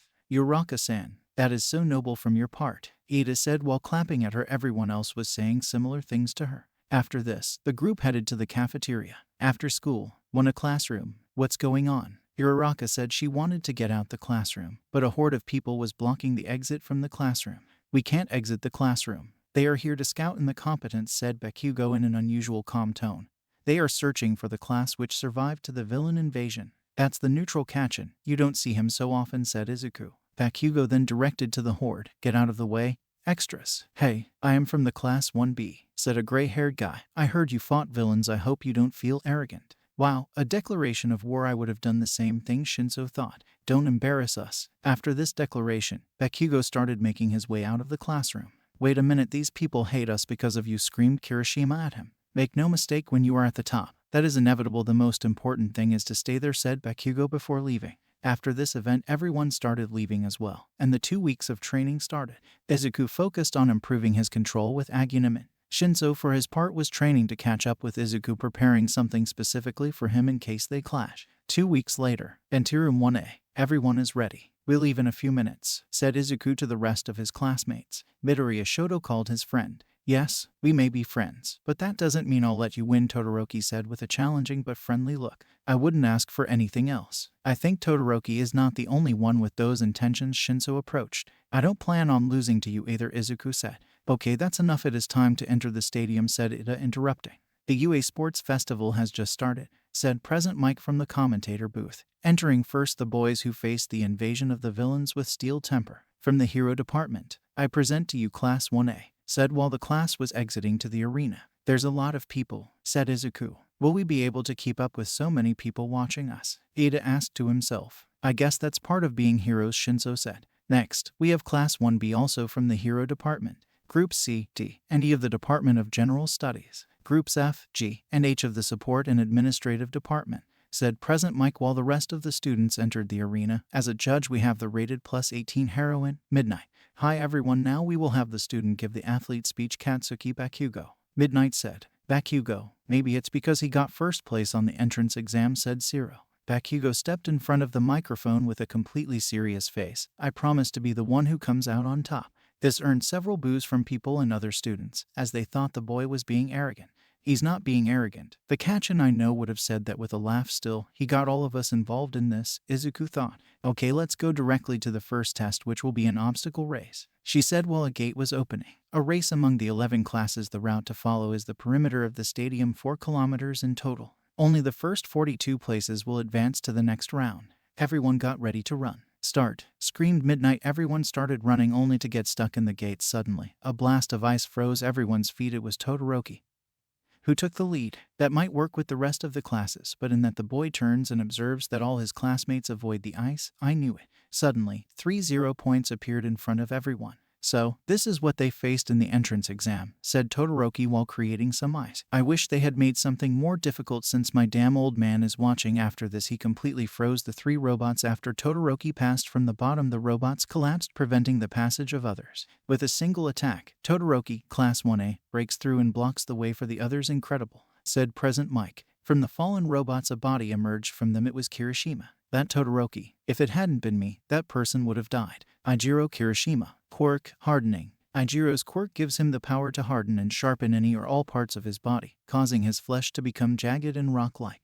Then another person emerged from the robots. That guy. If it hadn't been me, other person would have died. Tetsu. Quirk, steel. Tetsu's quirk allows him to turn his skin into steel. This power grants Tetsu both augmented defensive abilities to withstand attacks, as well as the augmented strength of his unarmed physical attacks. Suddenly an explosion was heard. It was Bakugo who used his explosions to pass above the robots. He was followed by Zero, Takoyami, Shinso transformed in Strabaman, and Izuku transformed in Flameman. Hanta Zero. Quirk, tape. Hanta's quirk is that he has tape dispenser-like organs in his elbows, from which he can shoot long cellophane tape-like strips. He can also retract them. They appear to be somewhat sturdier than regular tape.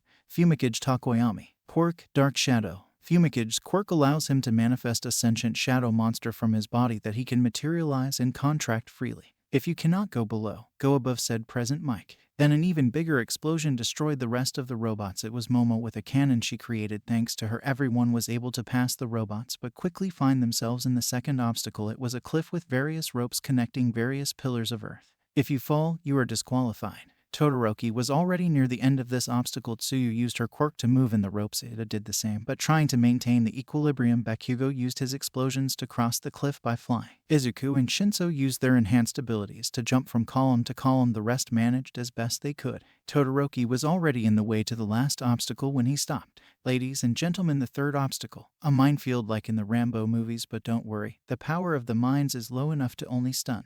It's an obstacle for the one that is in first place, said Todoroki to himself. Not for me, screamed Bakugo while passing Todoroki. He was using his explosions to fly above the minefield. You chose the wrong people to declare a war. Todoroki reached Bakugo and started fighting him for the first place. But suddenly a big explosion was heard from the beginning of the third obstacle, and Izuku could be seen flying on the sky, passing both boys. Suddenly someone fell on top of Bakugo's shoulders. It was Shinso. Thanks for the boost. Shinso used Bakugo's body to propel himself away. Damn bastards. Who said you could go ahead of me? Charged Bakugo. Todoroki froze the field and started running towards them. This will open the way for those behind, but this is not the time to worry about that. When they trio managed to reach Izuku, he a flame toss activate a mine which exploded and managed to give him the necessary boost to overtake the trio and at the same time momentarily stun Bakugo, Shinso, and Todoroki. He then landed at the end of the minefield and started running the fastest he could with Shinso, Todoroki, and Bakugo in his back. Now, with you, the winner of the first test is Izuku Midoriya, said President Mike when Izuku entered the arena. When Izuku entered, the entire state erupted into applause and shouts of excitement at Izuku's house, and Ko was crying with happiness while Shigaraki, he just limited himself to observing the event while smiling evilly. One after another they began to reach the goal. Deku-kun, you managed to get first, you are awesome. congratulated Uraraka. Thanks, he said to her. This is just the first test. The next one you won't be so lucky. Shinso joined the conversation. Maybe you'll win next one, but I'll be the winner at the end. Todoroki joined. We're done. Here are the results, said Midnight while in the screen appeared all the 42 places. And I will only put the places that matter to us. 1 Izuku Midoriya, 2 Hitoshi Shinso, 3 Shoto Todoroki, 4 Katsuki Bakugo, 6 Tenya Ida, 16 Ochako Uraraka. What a pity for those who did not pass, but we must continue, said Midnight. Now, the second event will be a cavalry battle, she said while a picture of All Might being carried by 13 Present Mike and Eraserhead was shown. Teams can be 2 to 4 people. You can freely choose your team. The rules are the same as a normal cavalry battle, only with a difference. The value of your team's points will be based on the result of the obstacle race, she said as everyone's score was displayed on the screen. The last place is worth 5 points, the penultimate is worth 10 points, and so on except for first place, which is worth a total of 10 million. When Izuku heard that, he could feel everyone glaring at him. You have 15 minutes to form your teams. The points will be the total of the sum of the team members. The rider must wear the band that will indicate the points of each team. In addition, the captured bands should be placed on the neck. Very well, start building your teams. Midnight ended. Bakugo, let's make a team. A lot of people started asking Bakugo to join his team. I don't know, your quirks get lost, he said. Bakugo, let's team up, said Kirishima. You want to be the rider, right? In that case, you will need someone to withstand your explosive impacts. That will be me. Together we will be invincible, and we will take the 10 million, he said, earning a smirk from Bakugo. Just as I supposed, everyone is avoiding me, Izuku thought. Midoriya. Izuku turns to see who called him and meets Shoji. Can I team up with you? Shoji-kun, are you sure? You're strong and smart. I'm sure you'll manage to get through to the next round. Thank you. Now we need more people to join us. In that case, let me be part of your team. Jiro, Tsuyu approached the boys. Sui-san, do you want to team up with us? I already told you to call me Tsuyu-chan, and yes, I want to team up with you. Perfect. We just need one more person. You, the first place. Let's team up. Suddenly a pink-haired girl reached Izumi.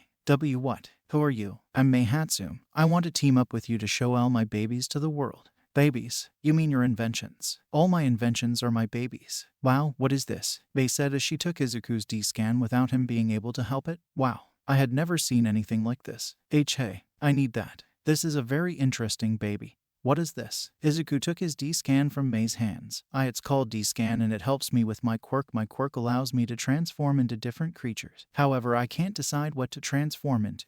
This device helps me decide what to transform into, Izuku explained. It's not exactly the truth, but it's not a lie either. Interesting. So can I join your team? Sure. Anyway, we need a team member in that. Izuku stops to observe his team. Shoji could be Tsuyu could help us, and Hatsum's inventions would be useful. After some thought, Izuku comes up with a good plan. Guys, I know what to do. Uraraka was looking for Izuku. She wanted to team up with him, and that he manages to spot Izuku and quickly approaches him. And that she notices that Izuku is talking to Shoji, Tsuyu, and another girl that she doesn't recognize. Looks like his team is complete. Are you looking for a team? The girl turned to see who was talking to her. It was Shinso, who was being accompanied by Takoyami and a boy with silver hair. We still need a member. The girl smiles at this. The 15 minutes are up, so let's get started, said Midnight. Wake up, Eraserhead. The teams are complete, said Present Mike while waking up Aizawa. Interesting teams, Aizawa simply said. In the arena, all the teams were prepared to start. Here it comes, said Izuku. Are you ready? Yes, Shoji, the frontal horse. Heian laughed. Hatsum, left horse. Yes, Jiro, said Tsuyu, right horse. I'm counting on you, Izuku ended. Then he saw the rest of the team, especially 3 of them. Bakugo's team was formed by Kirishima, Mina, and Siro. Bakugo was the rider, Kirishima was the frontal horse, and Mina and Siro were at the sides. They had a total of 665 points. Todoroki's team was formed by Momo and Denki. Todoroki was the rider, Ida was the frontal horse, and Momo and Denki were at the sides. They had a total of 610 points. Finally, Shinso's team was formed by Takoyami, Uraraka, and Tetsu. Tetsu, he was the rider, Tetsu was the frontal horse, and Uraraka and Takoyami were at the sides. They had a total of 620 points. Here we go, let the countdown begin. 3. Our objective, said Bakugo. 2. Is only 1, said Todoroki. 1. Be ready, said Shinso. Start. Here we go, let the countdown begin. 3. Our objective, said Bakugo. 2. Is only 1, said Todoroki. 1. Be ready, said Shinso. Start. Suddenly every team started charging against Izuku's team. Just like Midoriya said, we are the target of all teams. Shoji said, get ready, you know what to do. Izuku, transformed into Flameman, said while he activated a jetpack, courtesy of Mei, and then start flying.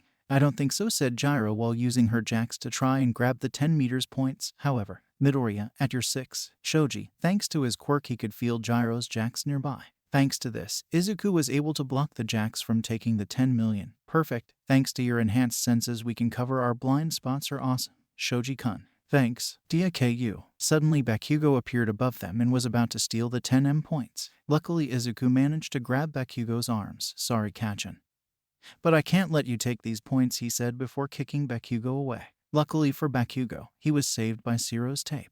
We are about to land, said Tsuyu. The team landed safely thanks to Mei's inventions. Yes, thanks to Hatsume's inventions we can land safely, said Izuku. Damn it, come on, said Gyro to her team. Wait, where is your headband? Asked Sato. What? She said while at the distance Shinso was adding another headband to his collection. On the right, another team. Shoji warned. Turning around, Izuku could see a team approaching them. Get ready, you know what to do, flame toss. Izuku quickly launches a fireball, but not directly at the opposing team. The fireball hits the ground which momentarily stuns the opposing team. Asui-san, now. I already told you to call me Tsuyu-chan, Tsuyu said, and then used her tongue to steal the points from the enemy team which was still stunned by Izuku's attack. She then passed the band she stole from the other team to Izuku.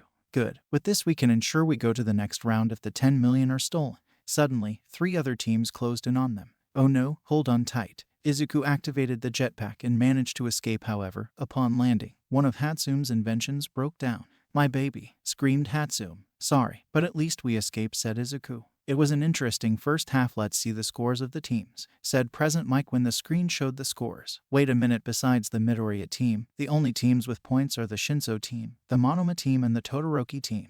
The screen showed the scores. 1 Team Midoriya, 10,990 points. 2 Team Shinso, 1935 points. 3 Team Monoma, 1190 points. 4 Team Todoroki, 615 points. The rest of the teams had 0 points. Everyone was speechless on how they lost their punts. You all got so focused on the 10 million, neglecting your own bands, giving others free rein to steal them without you noticing, said Shinso. Bakugo was pissed someone stole his points, and he is seeing who. It was Nido Monomo, from Class B. It seems that you are all words, said while Bakugo was getting angrier. You bark but you don't bite, and so, you want to be number 1, poor you. That's it. Bakugo thought he made an explosion with his hands. Kirishima. Before Deku.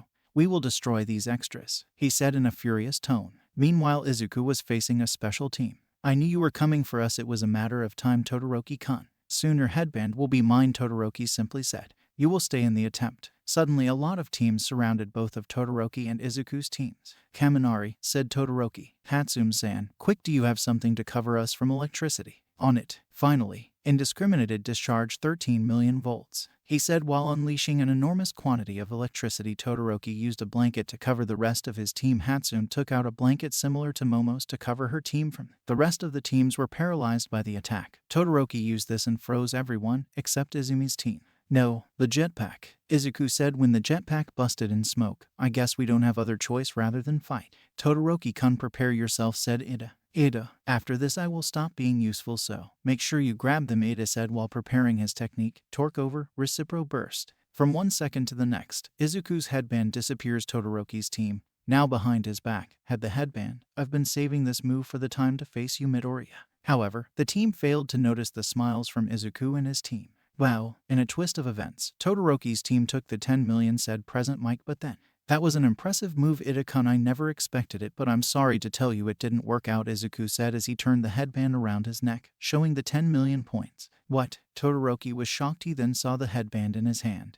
And it was one with 600 points. It was a different headband? How? We planned this from the beginning. We decided to take some team's points and exchange them with the 10 million, so we would keep the 10 million safe, while everyone tried to steal the wrong bag. Incredible. Midoriya's team tricked everyone into chasing the wrong headband, said Present Mike. They created a secondary strategy in case their original strategy failed. Very smart, added Aizawa. Come on, we need that headband, ordered Todoroki, and his team charged at Midoriya's. Time's out, screamed Present Mike. At the same time, Bakugo managed to take all of Monoma's headbands. Very well. Let's check the final scores, said Present Mike. First we have Midoriya's team, who managed to keep the 10 million points from the beginning, achieving a total of 10,325 points. Izuku's entire team was happy to keep 10 million points and come in first place. In second place we have Shinso's team. Those with an incredible strategy managed to obtain 1935 points. All the team was smiling proudly. In third place we have Todoroki's team with a total of 1215 points. All the team sighed of relief. Finally, in 4th place we have Bakugo's team with a total of 1190 points. The entire team was relieved to at least get through except Bakugo, who was cursing at the top of his lungs. I knew you'd get to keep the 10 million, Shinso said to Izuku. It was an incredible strategy. I didn't see it coming, Todoroki said. Thanks. How about we go get something to eat? After lunch and a break, all the qualifiers were in the stadium. Okay, let's begin with the 3rd event. It would be a tournament of fighting 1 against 1. The matches will be decided at random. Pay attention to the screen, said Midnight. Then the names appeared in the screen. 1 Izuku Midoriya versus Denki Kaminari. 2 Tenya Ida versus Meihatsu. 3 Fumikage Takoyami versus Momoye Arazu. 4 Bakugo Katsuki versus Ochako Uraraka. 5 Hitoshi Shinso versus Mizo Shoji. 6 Mina Ashido versus Tsuyu Asui. 7 Ijiro Kirishima versus Tetsu. 8 Shoto Todoroki versus Hanta Siro. For the participants, while we finish the combat arena, you can use your free time to rest or prepare strategies. Very well. The moment that everyone has been waiting for has arrived, said Present Mike. Let's start with the first match for one side. He got first place in the obstacle course. He managed to keep the first place in the cavalry battle. Let's see how far this talented boy can go. From the hero department, Izuku Midoriya. Present Mike said while Izuku was stepping inside the arena. On the other side we have the most electrifying boy, Denki Kaminari. Present Mike said while Kaminari was stepping inside the arena. The rules are simple. If the opponent leaves the ring, he becomes unconscious or surrenders. Victory will be for the one who remains standing. In case of severe injuries, Recovery Girl will take care of healing you, so go with everything, said Midnight. Both competitors are ready. Kaminari and Izuku nodded. In that case, begin. I'm sorry, Midoriya, but this is how far you get in the tournament, Kaminari said as he started to create electricity. Indiscriminated discharge, 13 million volts. Evolution. Izuku quickly transforms into Flameman, Baby Salamander. The fire aura from the attack manages to cover Izuku from Kaminari's electricity attack. When the attack ends, Izuku prepares for another. However, all he saw was Kaminari standing on the platform. Hey, Kaminari said, giving a thumbs up. His brain has been overcharged. Izuku takes advantage of this to simply push him off the platform easily. Kaminari-kun is off the platform. The winner is Midoriya-kun. He advances to the second round. Well, it was a short fight, but it doesn't matter. Please give a big round of applause. Let's continue with the first round first. From the heroes department, Tenya Ida stepped into the platform, and his opponent, from the support department, Meihatsu. The fake between Ida and Hatsune was an interesting fight basically. Hatsune used Ida as a guinea pig to promote all her inventions. After 10 minutes, at the end of her presentation, she left the platform by herself, giving the victory to Ida. Ladies and gentlemen, let's continue with the next match. Who will win? Will be the explosive guy from the hero department, Katsuki Bakugo, or it will be the gravity girl, my personal favorite, from the hero department, Ochako Uraraka, said Present Mike. Bakugo and Uraraka stepped inside the platform. Uraraka was remembering the conversation she had with Izuku and her other friends before her match. Flashback. I have a plan that can help you defeat Kachin, said Izuku. That's great. With that you can win, said Ida. Thanks, Deku-kun, but I will be fine, Uraraka said. I must stop depending on others to win. Right now, we are all rivals. That's why I will defeat Bakugo single-handedly. See you in the final, Uraraka said, giving Izuku and the rest thumbs up.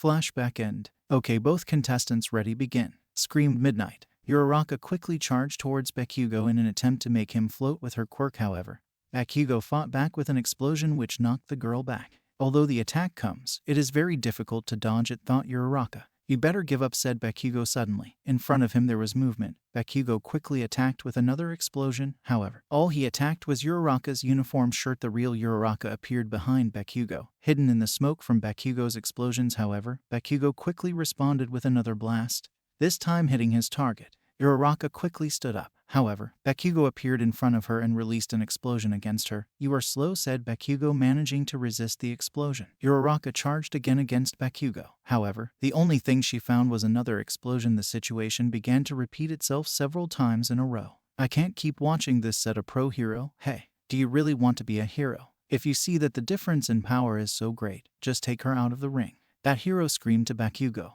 Yes, she is just a girl, said another hero. Suddenly, several boos, directed at Bakugo, began to sound. The boos have started. To be honest, I feel bad too, ouch, said Present Mike, to later be beaten by Aizawa. Does he seem to you to be playing with her? Was the one who said that a professional? If that's the case, you better get out of here, go home and find a new profession. He knows that his rival came here on her own merits. That is why he takes so many precautions. He is not underestimating her. After these words, everyone fell silent. Thank you, Bakugo, thank you for not letting your guard down, said Uraraka. At that moment everyone looked up to the sky to see a lot of debris in the air. She always kept her distance from Bakugo, she always kept a low profile, and kept Bakugo's attention on the ground while she prepared her weapons. Todoroki said. From the beginning, he realized Uraraka's plan. I'm going to win, Uraraka yelled as she dropped the debris onto Bakugo. However, with a gigantic explosion, Bakugo destroyed all the debris. That was close, muttered Bakugo. After this attack, which also hit Uraraka, she collapsed to the ground. Uraraka-chan can't continue. Bakugo-kun is the winner, said Midnight. Bakugo goes to the next round. We will now give a few minutes while the platform is repaired. Then we'll continue with the next fight, said Present Mike. The next battle was Momo versus Takoyami, and it was another short fight. Takoyami used Dark Shadow to quickly push Momo out of the platform before the girl could create anything more than a shield. Alright, we start with the second half of the first round. On one side we have a boy whose looks remind me of Eraserhead Hitoshi Shinso. Shinso stepped and see the platform. On the other side we have a guy with multiple arms. With that you can stand out a lot, Mizo Shoji. Okay, both contestants ready, begin, screamed Midnight. However, before Shinso transforms, Shoji raises his arm. I give up, I've been analyzing the match and I don't think I can beat you. Shoji-kun gives up, Shinso-kun is the winner, Midnight said. The next match is Tsuyu versus Mina. Mina kept Tsuyu on the defensive for most of the match. However, Tsuyu manages to catch Mina off guard and manages to push her off the platform and get the victory. The next match was Tetsu versus Kirishima. The battle was the definition of close combat. They both hit each other hard. With their quirks activated, such was the ferocity that they both fell unconscious at the same time. The tiebreaker was a contest of strength between the two. The winner was Kirishima. Todoroki was heading to the platform, waiting for his moment to enter. However, halfway he meets someone. Shoto, Endeavor, you are doing well. However, you have come in third place in the past events. It's not good enough. If your mother hadn't forbidden me to continue training you, you could have come in first place in all the events. Don't bring my mother into this. It's your fault I don't train with you anymore. Besides, I'm not doing this to make you proud. I see you have changed. It's thanks to my friends. Friends, let me give you some advice. Shoto, friends won't get you to the top. They are a waste of time unless they work for you. Hearing this, Shoto gets enraged. Without saying anything else, Shoto leaves Endeavor behind.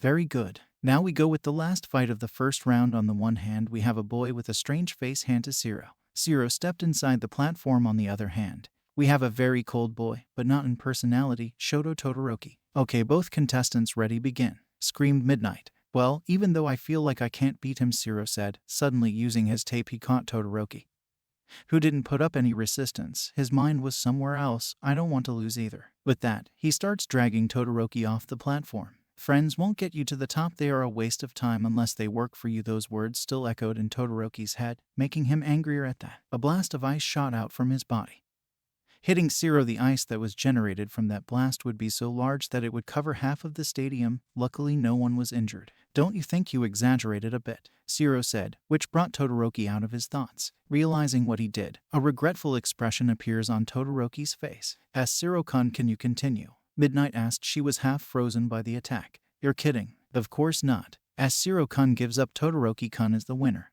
Well, with that we finish the first round. We'll take a break while we remove the ice from the arena. Present Mike said. In that Todoroki runs out of the arena, Izuku can notice something. He is afraid. Izuku quickly gets up to talk to his friend. Among the public, someone notices the same. In some corridor inside the stadium, Todoroki hits one of the walls in anger. Damn it. Once again, I let my problems affect someone else. Todoroki-kun, are you okay? Shoto turns and sees Izuku with a worried face. Midoriya, yes, don't worry, I just need to think for a moment.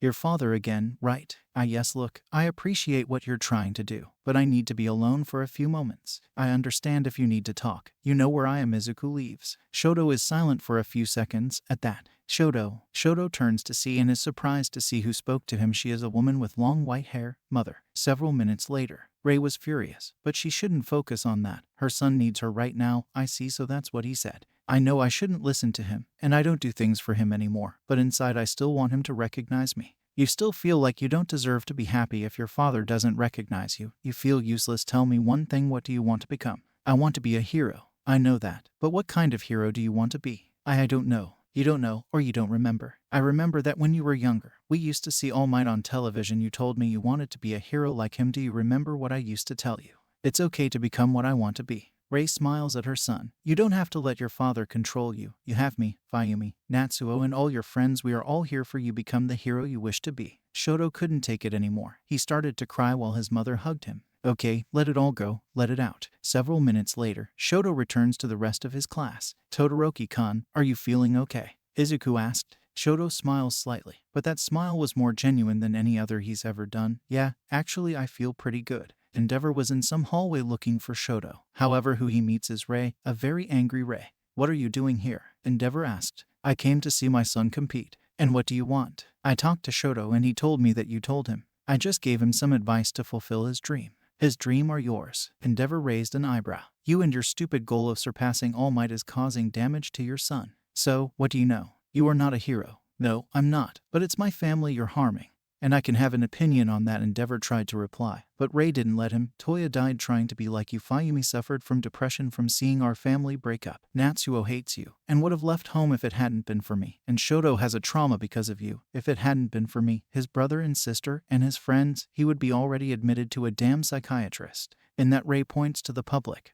They see you as a hero, but do you know how I see you? As one of the worst villains. For everything you did to my family. Rei couldn't take it anymore and tears began to come out of her eyes. Endeavor had his back to her and didn't reply. I don't know why I'm telling you these things. You don't care about anything other than beating All Might. Maybe if you realized your mistakes and tried to fix them, maybe then you would have a chance to surpass All Might. And that Rei leaves, leaving Endeavor alone. Several minutes passed. Endeavor fell to his knees, tears in his eyes. His wife's words showed him how horrible he really had always been.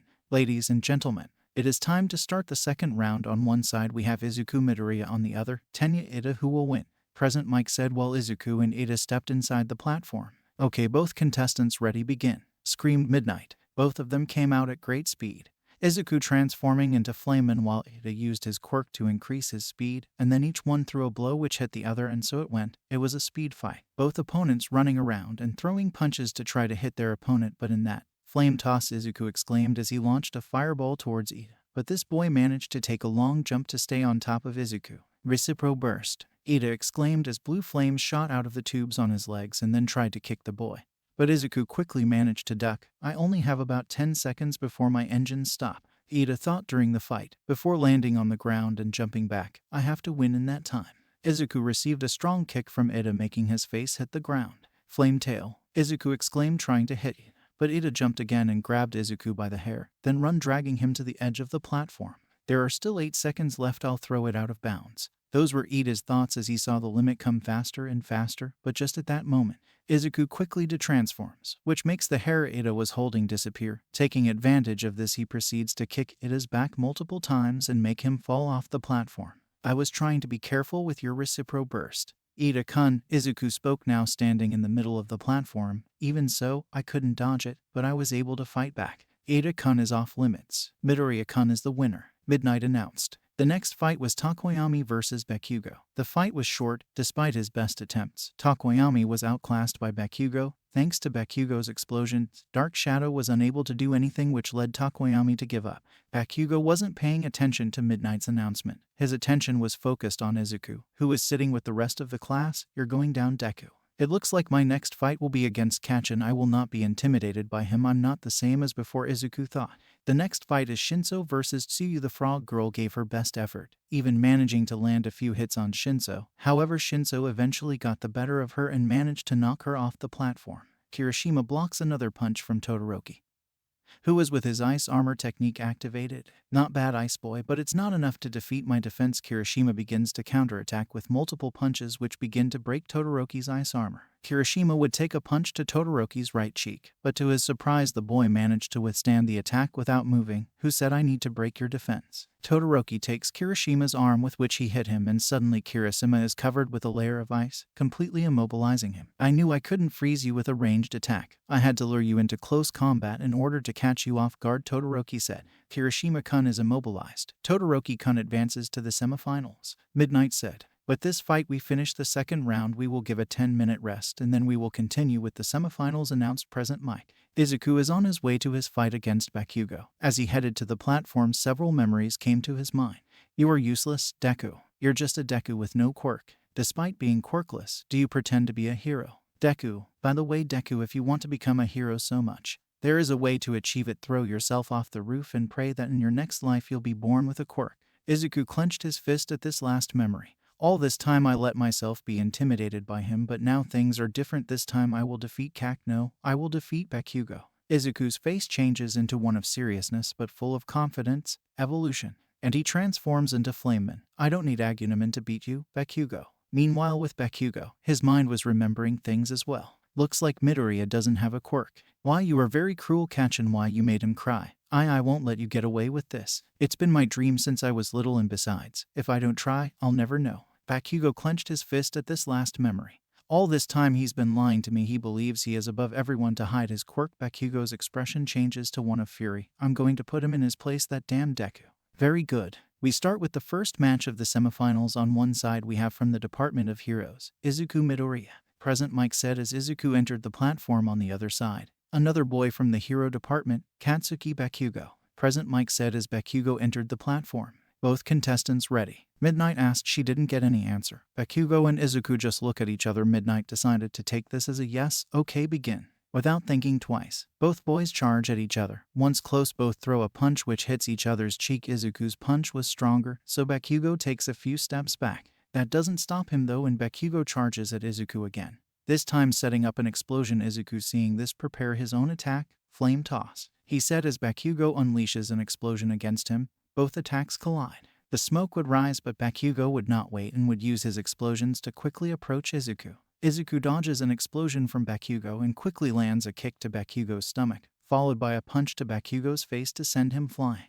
Bakugo recovers and again charges at Izuku. Izuku avoids Bakugo's explosion again, Flame Tail. Izuku tries to attack with his tail. However, Bakugo uses his explosions to dodge the attack by going over Izuku, before landing an explosion on Izuku's back. Izuku recovers again, and between him and Bakugo they begin to exchange blows. Explosions and fire shot out as they both attacked each other. In one of these, Bakugo manages to hit Izuku in the stomach. That's what you deserve, you fucking liar. Izuku punches back to Bakugo. Liar. What are you talking about? Bakugo punches Izuku in the face again. You have a quirk and you never said anything.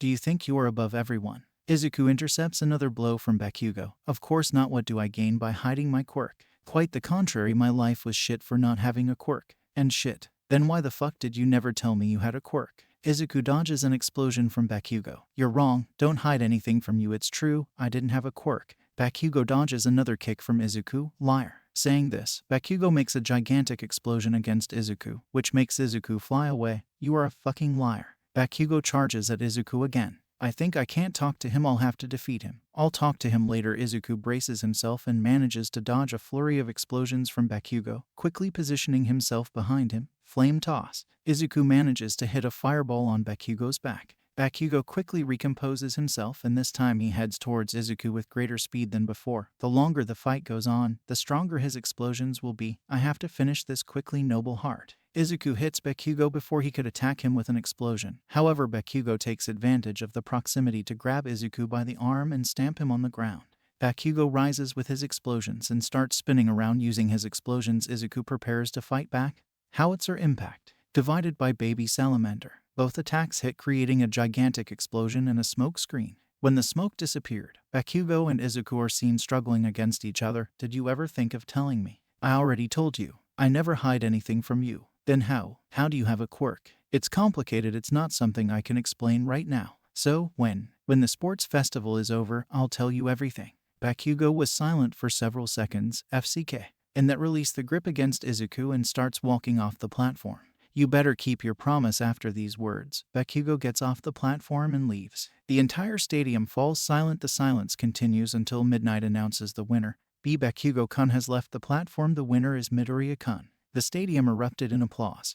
But Izuku was deep in thought. What just happened? Shinso avoids a blast of ice. Todoroki suddenly appears and with a fist of ice hits him in the face and leaves him near the edge of the platform. Todoroki starts ice surfing, ready to knock Shinso off the platform. Darkness Hand. Shinso counters the attack with his own. Thanks to his claws, he manages to destroy Todoroki's ice fist. Todoroki quickly creates a wall of ice to keep Shinso away from him. Ice armor. Todoroki screams before covering himself with ice and breaking the ice wall to start exchanging blows with Shinso. Light kick. Shinso attacks Todoroki with a kick, which is blocked by Todoroki. However, the armor started to crack a bit. However, Todoroki takes advantage of this contact to freeze Shinso's leg. Shinso takes a distance and with his claws begins to break the ice on his leg. However, Todoroki takes advantage of this to attack again with several blows. This knocks Shinso down but doesn't knock him off the platform. Shinso struggles to his feet, his leg still frozen but still mobile. I need to wait for an opening in his attack in that. Both boys exchange blows again. Now, Shinso dodges Todoroki's blow, the latter being exposed. Darkness hand. Shinso's attack manages to break Todoroki's ice armor, light kick, to then finish with a kick that leaves Todoroki unconscious. Todoroki-kun is unconscious. Shinso-kun is the winner. Midnight announced. So, the final is Shinso versus Midoriya. This will be exciting. Kaminari said, two of the strongest in our class. This is going to be incredible, said Kirishima. They both have a similar quirk. This battle can be anyone's, Ida said in that. His phone begins to vibrate. When he picks it up, he sees that his mother is calling him. Excuse me, I have to take this call. I'd better go too. I have to prepare for my fight, Izuku said while leaving. Hey, who do you think will win? Zero asked. I think Deku-kun will win. The two may have similar strength, but Deku-kun still has that transformation he used in the USJ that he hasn't used in this tournament yet, Uraraka answered. True, but maybe Shinso has something prepared for that, Kaminari said. We just have to see. At the infirmary, Shoto wakes up and to his surprise Endeavor is there. What are you doing here? Are you coming to scold me for losing? Are you here to remind me of the failure that I am? Endeavor stayed silent, letting his son vent. No. So, what are you coming for? I come to congratulate you and apologize. You did very well, Shoto. Also, I think I deserve all the insults that all of you have said to me. I have not been a good person with any of you, all because of my stupid ambition to beat All Might. Shoto was speechless. He didn't expect his father to apologize. My ambition has done nothing but harm all of you, my family. I never realized how truly important you are until Ray told me my truths to my face. It hurt me, but I had to hear it. So, it was Mom. So yes, I'm sorry. I know that an apology is not enough to repair everything, but I hope that this is the beginning of a new relationship between the family, a better one. Shoto was silent for a few seconds. Then he gets up and goes to the door. You said it yourself. An apology is not enough to repair everything, but at least it's a start. Shoto opens the door, ready to head back to the rest of his class. I can't forgive you for what you did, but I can give you another chance. Everyone deserves a second chance, even you. Just make sure you do the right thing this time. After this, Shoto leaves. Don't worry, I will. Ladies and gentlemen, the moment everyone has been waiting for, the final of the sports festival. This is a very interesting fight. Both competitors have a very similar quirk. On one side, we have Izuku Midoriya. Izuku stepped inside the platform. On the other side, we have Hitoshi Shinso. Shinso stepped inside the platform. Both contestants ready? Midnight asked. Izuku and Shinso just nodded. In that case, begin. Evolution. Both screamed at the unison, transforming into Flameman and Strabaman. After transforming, both charge against the other. Light kick, divided by Flame Tail. Both attacks collide, forming a gust of wind that separates them. Quickly recovering, Izuku prepares another attack, Flame Toss, quickly launching a fireball. However, it is dodged by Shinso, which quickly approaches him with a prepared attack, Darkness Hand. Izuku, seeing this attack coming, quickly prepares to counterattack, Baby Salamander. Using his fire aura, he manages to make Shinso cancel his attack and move back so as not to be hit by the fire. Once Shinso lands, both rivals look into each other's eyes. It's very fast. I don't think I'm fast enough to hit it with one of my attacks, Izuku thought. Their attacks are stronger than mine. I have to avoid them at all costs and find the right moment to attack, Shinso thought. Still, I want him to use that form that he used in USJ. After several seconds, both charge against the other again. Noble Heart. Izuku tried to attack, but unfortunately Shinso managed to dodge the attack and prepare his own light kick. This time the intended attack hit Izuku, sending him flying. Izuku recovers in the air and prepares another attack, Flame Toss. However, to Shinso's surprise, the fireball would not hit him. It would hit the ground behind him. Shinso is confused, but inadvertently that attack was a distraction for the real attack, Noble Heart. Izuku tackles Shinso while covered in fire. However, Shinso doesn't back down and hits Izuku with his own attack, Light Kick. The kick sends Izuku crashing to the ground. Izuku gets up with some difficulty while Shinso takes a few steps back. Come on, I know this is not all your power, Shinso said. Do you mean? Yes, use that form you used at USJ. Use Agunaman. You're sure? Agunaman is much more powerful than Flameman and Strabaman. I want our fight to be fair. Yes, if I don't know my limits, how can I keep improving? Izuku returns to his human form. Very well, the data wheel appears in Izuku's left hand. The D-scan makes contact with it. Execute. Once the D-scan is separated from the data, it begins to surround Izuku. Spirit Evolution. After several seconds, Agunaman appears in Izuku's place. Agunaman. It's the form he used at USJ. Uraraka said. It seems that Midoriya is willing to end this match now, Todoroki said. This is getting more and more exciting, Kaminari said. Get ready, Shinso-kun. This time I will go with all my power, Izuku said. I wouldn't want anything less, Shinso replied. Both would charge against the other again. Darkness Ha. Shinso tries to attack. However, Izuku is fast and hits him in the stomach with a strong punch, Gatling Burst. Izuku performs a series of rapid-fire punches and to finish, Pyro Punch unleashes a blazing dragon from his burning wrists. After this combination of attacks, Shinso falls to the ground near the edge of the platform and returns to his human form. He tries to get up, but he can't. It's over, Midnight-san.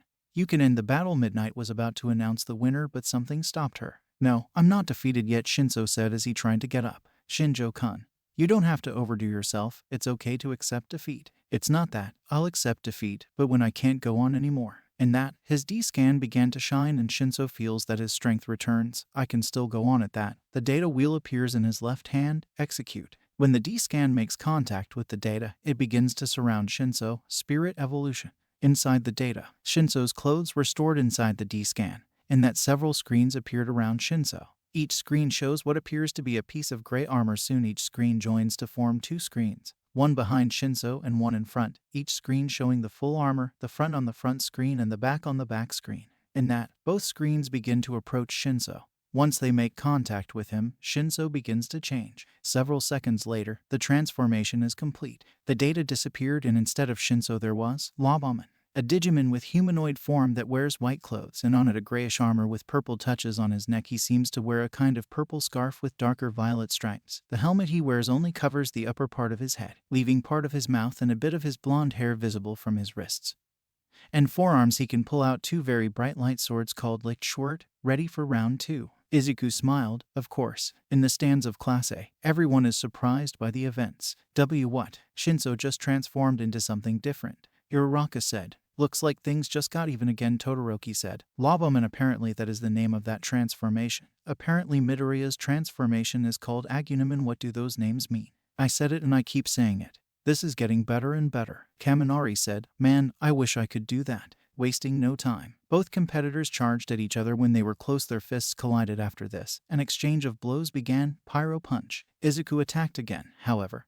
This time Shinso was prepared, jumping to avoid the attack and preparing his own running meteor. Shinso makes a diving kick. When the kick hits Izuku, he then makes a slash with one of his swords. Izuku backs away from the slash, quickly recovering and preparing to strike back. Pyro darts. Izuku fires some small bits of fire at his target from his gauntlet. Shinso begins to dodge the attacks. However, the last of these manages to hit him. Recovering from the attack, Shinso uses his swords and crosses them to form an X. Intense light ball from the swords. A ball of light shoots towards Izuku. Crimson Knuckle. Izuku performs a punch that destroys the ball of light. However, Shinso appears behind him. Lobo Kendo, Licht Victor Alpha. With his right sword he makes a cut charged with light energy against Izuku's back. Lobo Kendo, Licht Victor Beta. He does the same but this time with his left sword. Lobo Kendo, Licht Victor Upsilon. Lastly, he does the same but with both swords. Izuku crashes to the ground after the attacks. With difficulty he gets up. Shinso lands on his feet in front of him. However, he can feel his energy running low. I'm still not used to this form. My energy is about to run out. It's time to end this. Izuku also notices this. His energy is going to run out. This will be the last attack.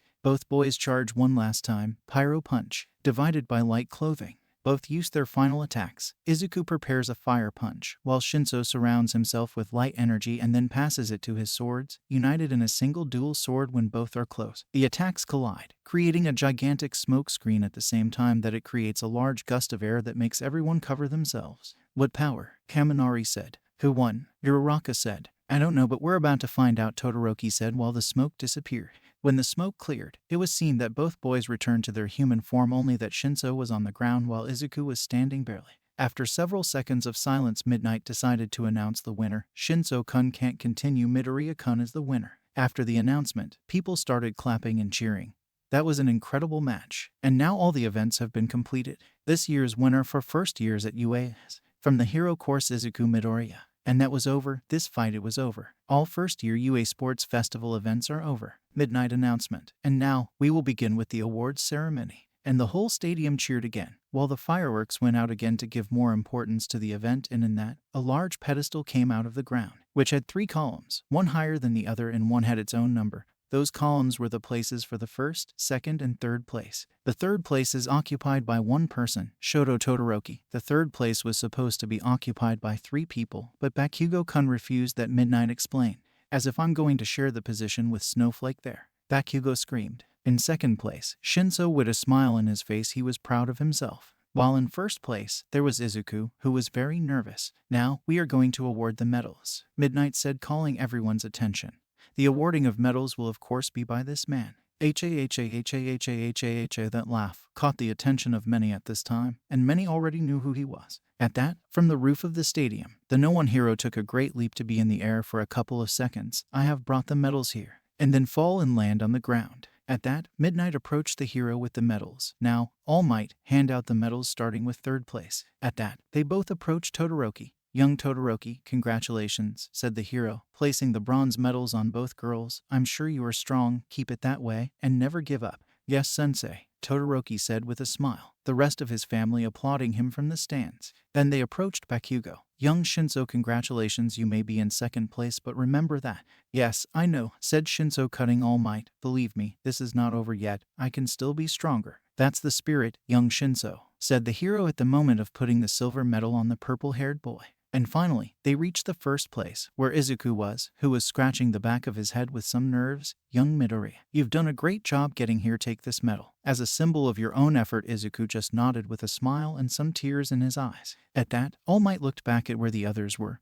Well, they were the winners this time. But listen up everyone. Anyone here could have ended up in these places, it's just as competing. Improve each other, and climb even higher. The next generation of heroes is definitely sprouting. So, I just have one more thing to say. Everyone, say it with me. Plus ultra. With this, the sports festival came to an end. Meanwhile at the villain's hideout, Shigaraki was watching the whole event. It was quite entertaining. So, he won and there seems to be another successor, Fire and Light, interesting. At that, Sensei began to speak. You're right, by the way, Tamura, are you ready? Yes, we just need someone specific, and we can finally start. In that case, I leave it in your hands. Don't worry, Sensei. Everything will go according to plan. 2 days have passed since the sports festival. Izuku was in the train heading to the UA, but then someone recognized him. Excuse me, said the person, drawing not only Izuku's attention but the rest of the people in the train as well. You are Midoriya-kun from the hero course. Awesome. You were the first place. That fight was awesome. This of course made Izuku very nervous. Too many people. Luckily, the train arrived at the station. Sorry, I have to go, Izuku said as he ran away from people, not because he didn't like being congratulated, but because he still wasn't used to being congratulated.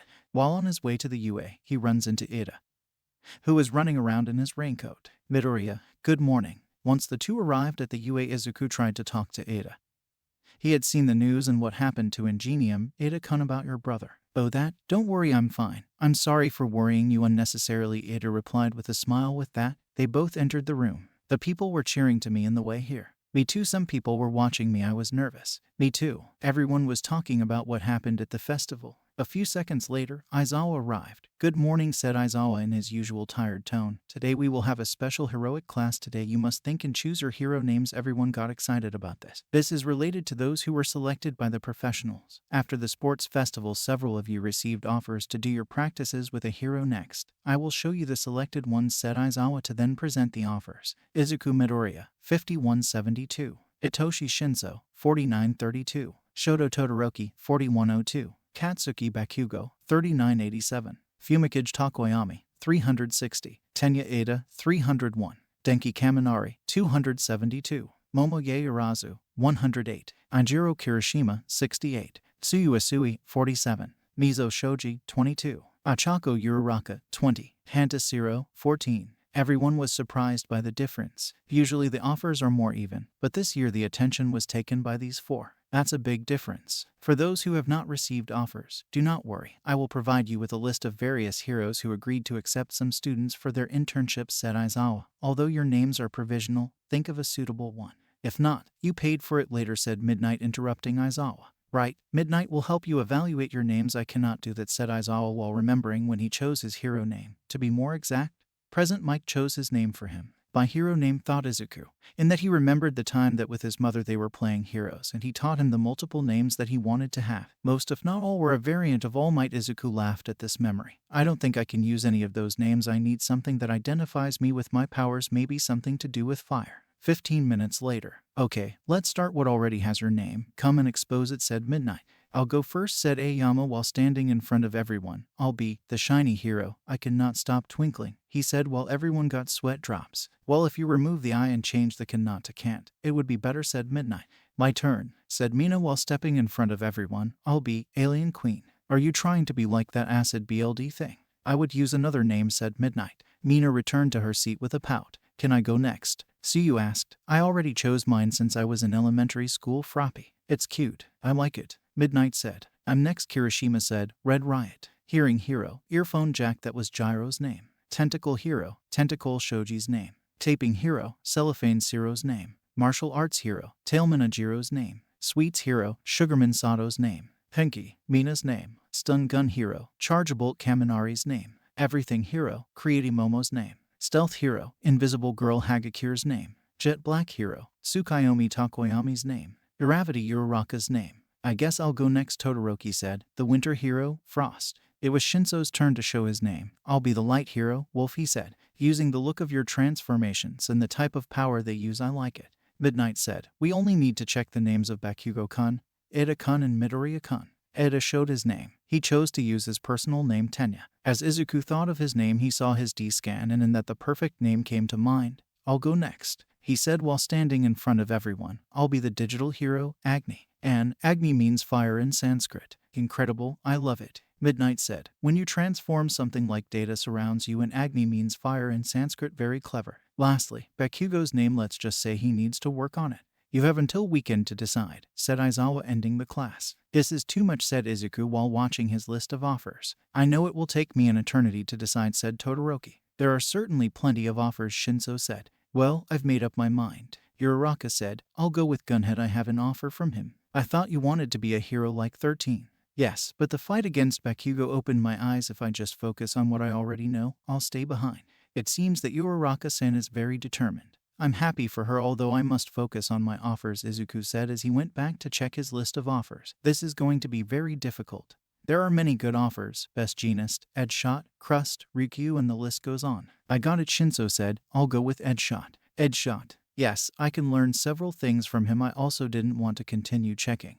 There are too many, so I opted for him. Hearing this, Izuku went back to his list. He kept thinking. After several seconds, he decided to apply the same strategy as Shinso. I'll go to this one. The day of practices. Train station. You all brought your suits, right? Asked Aizawa. Remember that for now it is forbidden to wear your suits in public, but don't lose them either. Do not misbehave either. Now go. Ida was about to get on his train, but was stopped by Izuku, who was followed by the rest of their friends. Ida-kun, if at any time you need something, please let us know. We are friends, right? Ida walked around with a smile on his face. Yes, I will. After that, he turned around and got on his train. After this, the rest left in their respective train. After an hour of travel, Izuku arrived at the agency of the hero he chose. Needless to say, he was nervous. He stared at the building for several seconds as he gathered the confidence to enter. When he was about to open the door, someone called his attention. Hello, little guy. The person, a fair-skinned girl of average height with wide, curious eyes. Her upper eyelashes are long and thick, and her irises are royal blue. Her hair is periwinkle, and it reaches all the way down to her knees, twisting around itself at her waist and curving inwards around her legs. She has side-swept bangs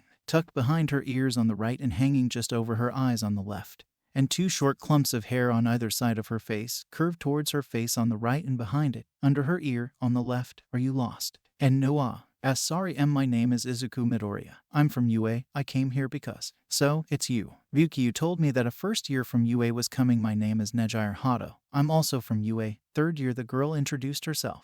Third year, that means she's my senior. At that, Izuku bows. And nice to meet you, Hato-senpai. At that, Nejire gets excited. I've always wanted someone to call me that. And that he takes Izuku by the arm and takes him inside the agency. Come on, Kohai. I'll take you with Ryukyu for now. Tell me, what is your quirk? Why did you decide to come here? What do you hope to learn here? What do you know about Ryukyu? The girl began to bombard him with questions. Too many even for Izuku, who was redder than a tomato. Oh, never mind. We're here, Nejire said as they entered a room. Sitting at a desk was the dragoon hero, Ryukyu.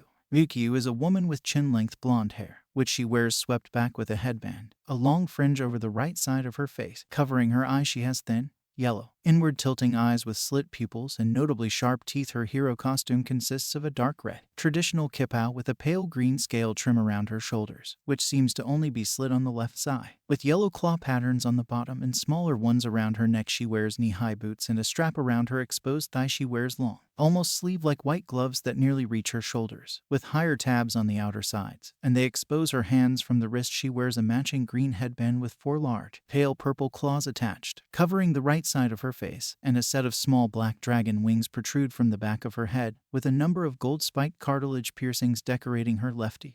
You arrived. Very well, the hero said, realizing Izuku's state. Full of nerves, the only thing she did was let out a light laugh. I apologize in advance for Nejire's attitude. She can be somewhat hyperactive, too much I would say. Hey, I'm just showing the agency to my little kohai. Don't worry, I was just taken by surprise. That's all, Izuku said. If you say so. Moving on to more important things. Izuku Midoriya, tell me about yourself. Why yes, my name is Izuku Midoriya.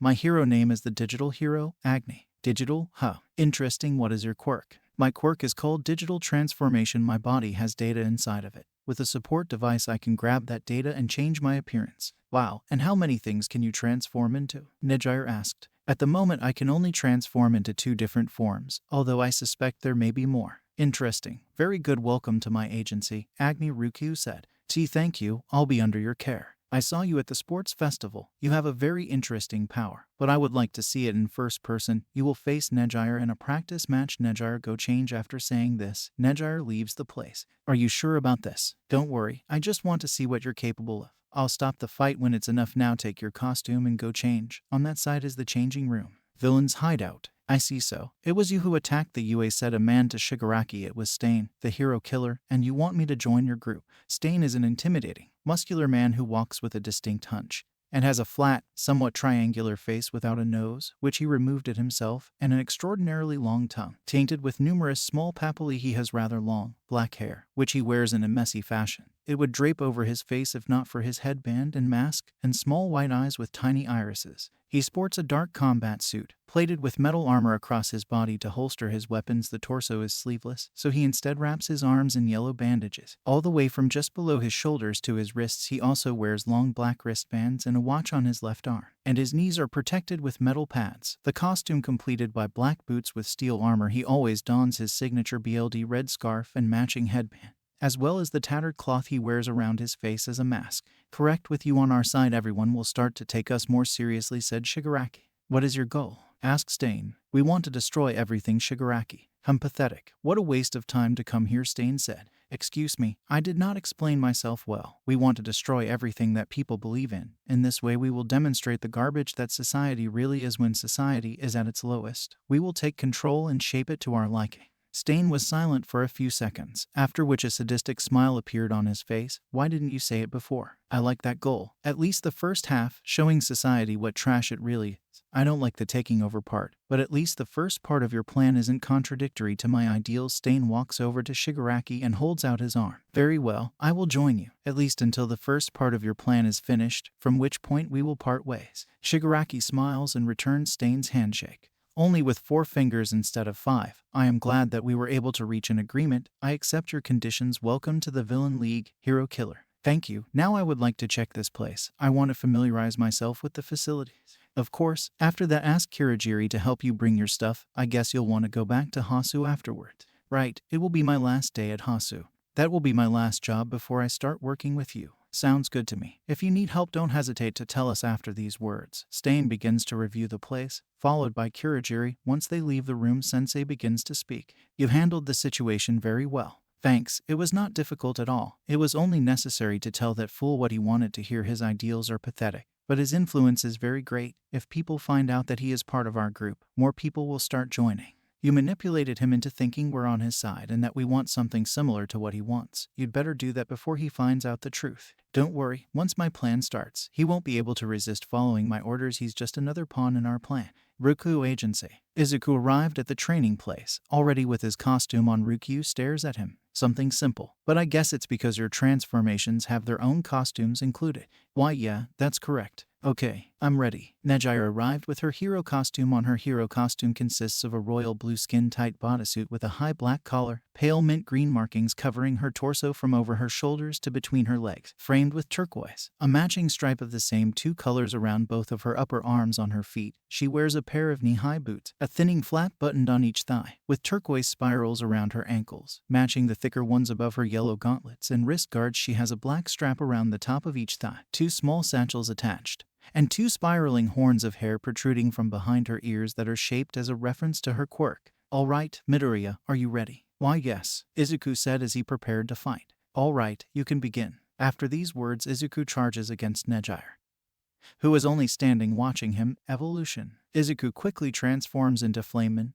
Tail. Izuku tried to attack Nejire with his tail. However, the girl jumped and dodged his attack. Izuku tries to find where Nejire landed. However, he can't find her. Out of nowhere, he receives an attack on his back. Nejire attacks him with what appear to be shockwaves. Turning to look in the direction of the attack, Izuku is surprised to see Nejire in the air. Nejire Hado. Quirk, Wave Motion. Nejire's quirk grants her the ability to convert her own vitality into energy and release it in the form of exceptionally powerful spiral shockwaves. Since the energy travels in a spiral, it's not very fast. Her quirk appears to be a type of shock wave. However, it allows her to move in the air. Impressive. Izuku analyzed Nejire's quirk as he dodged another attack. As long as she stays in the air, I won't be able to attack her very well. I have to force her down. Izuku quickly surrounds himself with fire. Noble heart, he shouted, and then charged against Nejire. Jumping to reach her, Nejire managed to dodge the attack without difficulty. However, this was part of Izuku's plan. As soon as Nejire dodged the attack, he counterattacked with another attack, Baby Salamander, quickly releasing an aura of fire that hits Nejire and makes her fall to the ground. However, the girl does not seem to be affected by the attack. It was rather the surprise of the attack that made her fall. Flame Toss. Izuku, still in the air, fires 3 fireballs at Nejire. However, the girl dodges the fireballs quite easily. Taking flight again, the girl approaches Izuku and attacks him with a close wave. This causes Izuku to fall to the ground. Damn it, looks like I have to level up.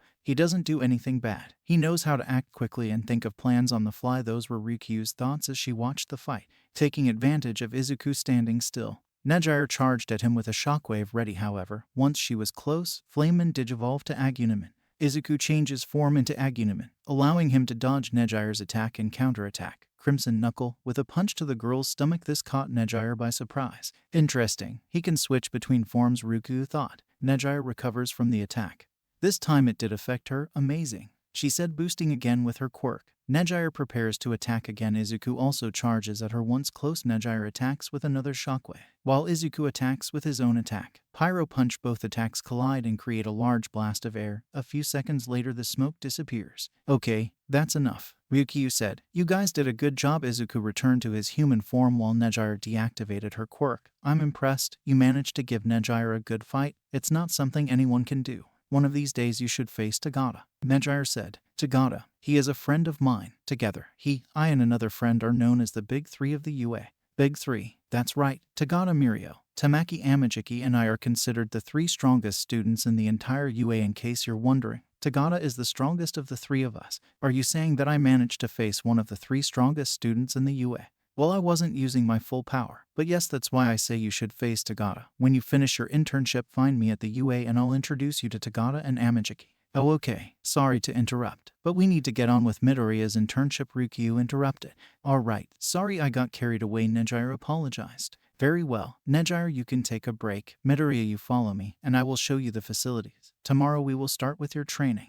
Yes, Izuku said as he followed Ryukyu. My first day and I already faced one of the 3 strongest students and I was able to keep up with her. She wasn't using her full power though, but to be honest, I wasn't either. I still have things to discover. The D-scan and my digivolutions. I wonder what kind of people the other 2 are, especially that Tagada guy. Todoroki creates a wall of ice to defend against a fire attack. After that, he covers his body with ice and charges at his rival. Endeavor. Todoroki attacks with a punch of fire. However, Todoroki's ice armor resists the attack, and he punches his father in the face. Endeavor doesn't flinch from the attack and ignites his flames, causing Shoto to back up. Okay, that's enough, Endeavor said as he reduced his flames to their normal state. Shoto melts the ice from his body. Well done, Shoto. You've improved a lot. You managed to create a countermeasure for your weakness, fire, Endeavor said in a somewhat proud tone. Thanks, Shoto said with some nerves. He still can't get used to the change his father had these last days. He still remembers the day he came to his father's agency. Flashback. One day before Shoto entered his father's office, I see you decided to do your internship here. You are the one who knows my quirk best.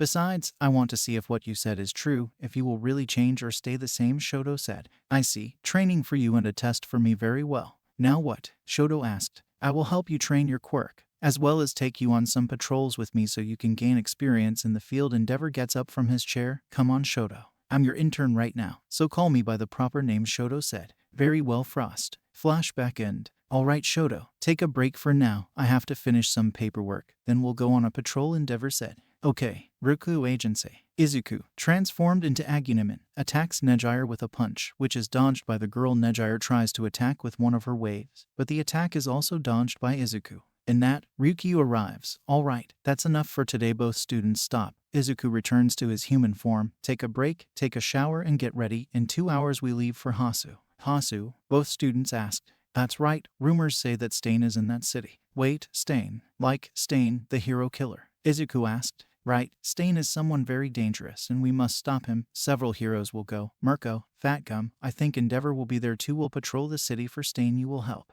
Are you sure? Izuku asked. He's faced villains before, but not someone of Stain's caliber. Don't worry, I'm not asking you to face him alone. If you run into him, use this, Ryukyu said as he gave Izuku and Nejire a device. It is a tracker. If you find Stain, activate it and we will go to your position. I see, in this way we can face him with a numerical advantage, Izuku said. Correct. Also have this. Ryukyu hands Izuku a piece of paper. It is a permission for you to use your quirk in case it is necessary, so you can defend yourself from Stain while the reinforcements arrive. Nejire does not need one as she already has her provisional license. It makes sense. This way we avoid legal problems if I happen to run into Stain, Izuku said. Correct. Now go take a bath and get ready. We leave in 2 hours. Yes, Hasu City. Atop a water tower, Stain emerged from a portal. Hasu, it seems more prosperous than I imagined, said Shigaraki, who also emerged from the portal. I must purify this city and I still need more sacrifices to achieve it, said Stain. Good luck. Remember, if you need help, don't hesitate to call us. We will be waiting, Shigaraki said. Until the world realizes the mistake it has made, I will keep popping up to correct it, said Stain while jumping away, leaving Shigaraki and Kurogiri in the tower. He really is a fool. He can't see that we are using him. It doesn't matter. His influence is what we need from him, but if we want our little experiment to work in that. Behind Shigaraki, several digital portals opened and several Digimon appeared behind him. We need to keep the heroes from getting in our business. Shigaraki turns to see the Digimon. There were 4 in total. One is another chrysalimon. Another one is a humanoid Digimon. It draws inspiration from the mythological devil and evil in general. It has completely black clothing, fingers elongated into claws, devil's horns, tattered wings, and skulls on its shoulder and knee. It has the deep red mark of evil on its chest and on its left boot. It also wears belts around its lower torso, left leg, right upper arm, and left forearm. Gauze bandages around its right forearm and left hand, and a skin-tight balaclava that only reveals its mouth and red eyes. That Digimon is Divimon. The other is a bipedal Tyrannosaurus Rex-like Digimon with blue eyes, 2 fingers on each hand, 3 toes on each foot, and a pair of teeth so large they pop out of the mouth. It has black skin on its body, white skin on its belly, and red stripes on its head, tail, arms, and legs. The tip of its tail appears to be sewed to the rest of it, and it has green torn spikes on its back. It has white claws on its fingers and dark gray toenails on its toes, wears metal ornaments on its upper claws, and multiple brown belts on its wrists. That Digimon is Dark Tyrannomon. The last one is a bipedal Digimon with 4 arms. Its head is eyeless with black markings and a pair of long mandibles. It has a pair of large wings and a pair of elytra on its upper back. It is red in coloration with black muscle in the torso, arms, and legs. That Digimon is Kiwagamon. Shigaraki addresses his subordinate Digimon. You already know what to do. Cause chaos and keep the heroes away from Stain and me. The 4 Digimon just nodded. In the case of Kiwagamon and Dark Tyrannomon, they roared and headed to different parts of the city to cause chaos. Let's go, Kurogiri. Take me to Dr. Garaki. Shigaraki was surrounded by Kurogiri's mist and then disappeared. Hasu City. Train. Izuku, Nejire, and Ryukyu were about to reach Hasu Station. However, the train was attacked by something, and it began to derail and fall off the tracks. Ryukyu quickly jumps out of the train window and transforms into her dragon form to take the train from crashing to the ground, quickly bringing the train safely to the ground and allowing its occupants to escape the place safely. Nejire flies out of the train with his quirk and Izuku comes out already transformed into Flame. What's going on over there? Nejire pointed to the sky, turning to see Ryukyu and Izuku. They are amazed and scared at the same time. What is that thing? Ryukyu asked. They were seeing Kiwagamon in the sky. That thing, I feel something familiar about it. Don't tell me it's a Digimon. That means Shigaraki and the League are close, Izuku thought. Ryukyu-san. That thing is similar to the ones that attacked the USJ. In that case it means that this villain league is here, Nejire added. Probably, but what are they doing here? Don't tell me Stain is part of the league, Ryukyu said. Damn it, Nejire-chan, Agni. Get these people to a safe place. I'll take care of this thing, Ryukyu said before charging against Kyuigum, and the Digimon let out a roar and started to face Ryukyu while in the air. She could see in the distance Fat Gum facing Chrysalimon, Mirko facing Dark Tyrannomon, and Endeavor facing Devimon. Damn it, there are more of these things. Hasu City, Dark Alley. Stain had the native hero against the wall, but he couldn't concentrate because of all the chaos that was happening, and that he received a message. Taking out the cell phone that Shigaraki gave him, he was able to read a message from the latter. So that the heroes don't bother you. That idiot. Well, it doesn't matter. As long as I can do my job, I don't mind, he thought while pulling his katana. He was about to kill Native, but then he felt a presence behind him. He used his katana to block the attack and make his aggressor fall to the floor. The aggressor turned out to be Ida, who had lost his helmet after receiving Stain's attack. You're just a kid in a hero suit. Who are you? Blood-colored bandages equipped with knives everywhere without a doubt. You are Stain, the hero killer. I've been looking for you, but I did not imagine that I would find you so soon. In your eyes the flame of revenge burns. You better watch your words. Being a brat won't save you from becoming my prey, said Stain while pointing his katana towards it.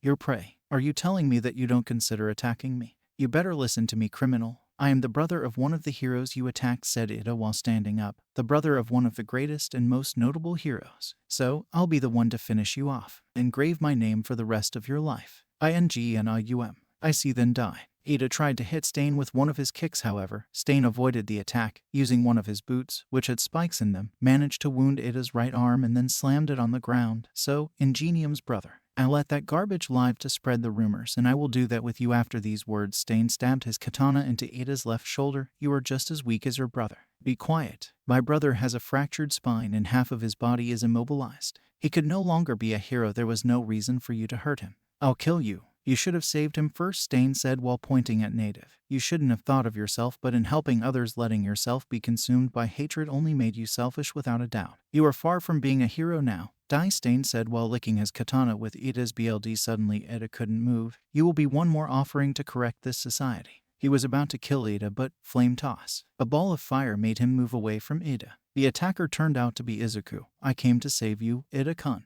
He said. What the heck is that thing? Perhaps another kid, because he knows the other, Stain thought. Just as I read, most of the hero killer's victims were found in hidden alleys and sparsely populated neighborhoods. It was only necessary to search where there are not many heroes to find you, Izuku said. Ida-kun, can you get up? We need to get out of here. Heroes need help. No, I can't move my body since he cut me, maybe because of his quirk still. That doesn't matter. Don't interfere in this, Midoriya. You have nothing to do with this. So, you are friends, huh? Did you come to help him? I must inform you that I intend to kill him and you too if you get in the way, so what will you do? Interrupted Stain. I must have brought a professional with me, but that doesn't matter anymore. I must protect Ida and Native until reinforcements arrive, Izuku thought as he activates the tracker that Ryukyu gave him. Midoriya-sen, get out of here. This has nothing to do with you, screamed Ida. Even if you tell me that a hero cannot listen to those words. The essence of a hero lies in getting where they don't call him, Izuku said while preparing to fight unknowingly.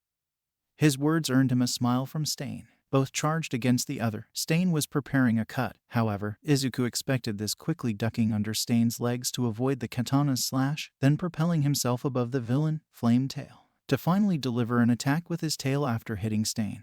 Izuku fell back to a safe distance. However, Stain licks his katana and Izuku is paralyzed. My body. He cut me. Yet he realized something. Wait, it's not the cut, it's the BLD. And, can Digimon bleed? I don't think so. But for the sake of the story, let's say that they do bleed. Your power is not enough. I noticed that you were looking to get out of my field of vision and deal a blow at me. Good plan. But still not enough against me. There are many talkers who deserve to die, but you, it's worth letting you live, Stain said as he approached it. But not these guys. He was about to kill Ida, but then a blast of ice drove him back again. The attacker turned out to be Todoroki. Damn it, they don't stop coming. I see, I'm just in time. Midoriya, don't worry, reinforcements are on the way. We just have to hold out until they arrive, Todoroki said. Flashback. A few minutes ago, Endeavor launched a blast of fire at Devimon and that he receives indications from the tracker. Someone found Stain. But these things won't let us go, he thought. And that he turns to see his son who was evacuating some people. I don't want to do this, but there is no other alternative. He quickly turns to his son. Frost. Head to this place, he said as he handed the tracker to Shoto. What does this mean? Someone found Stain, but he can't do it alone. Go help him contain Stain. I'll send reinforcements as soon as we finish this thing. Are you sure? Yes, by the way, you have permission to use your quirk. Now go. Alright, Shoto goes to the place indicated by the tracker. Good luck son, please come back alive. Those were Endeavor's last thoughts before continuing to face Devimin. Flashback end. Todoroki quickly launches another ice blast at Stain. Satin easily dodges it by jumping. However, Izuku appears on his back, flame tail, hitting Stain without him noticing. What the hell? Even if he was typo, it's too soon, Stain thought. Midoriya, you can move, Todoroki said. Yes, that means that there is some kind of rule in his quirk. I was the last to be paralyzed, so it's not a time limit. Maybe it's because of the BLD type or the amount ingested, or that it becomes less effective the more people he paralyzes. It's the BLD type even though you have typo. It was too fast the time you were paralyzed. What did you do? Nothing. I just could move again, Izuku said. I really don't know what happened. If he says that I should have been paralyzed even longer, my BLD is typo. Wait, my BLD? Izuku's BLD. But now I'm flamin'. Maybe it's because my BLD is digital that I was able to move much earlier. His quirk worked, but I was able to move quickly because his quirk didn't know how to act with my digital BLD. Hero killer, Stain. Quirk, Bloodgirdle. If he drinks your BLD, he will paralyze you. The limit is according to BLD types. Izuku and Shoto charge at Stain. Shoto wearing his ice armor to avoid the slashes from Stain's katana. Ryukyu vs. Kyuubigamin. Kyuubigamin uses his giant claws to try to cut Ryukyu, but the hero's skin is quite tough. Although it manages to damage her a little, Ryukyu quickly counterattacks with her own claws without a doubt. This battle is the largest in terms of proportions. Both are the size of a house. Kyuubigamin catches Ryukyu in his pincers and smashes him into a large building, which is destroyed at the spot where Ryukyu was smashed. However, this doesn't stop Ryukyu, quickly pummeling Kyuubigamin with both of her fists, causing him to let go of her. However, Kyuubigamin attacks again, this time using his claws to attack. Ryukyu quickly covers himself from the attack. However, this time the attack does hurt him. His left arm received a deep cut. Ignoring the pain, this time it would be Ryukyu who plunged his right claws into Kyuubigamin's stomach, causing a lot of damage. According to information from the USJ, these things are not technically alive. They are the product of a villain's quirk.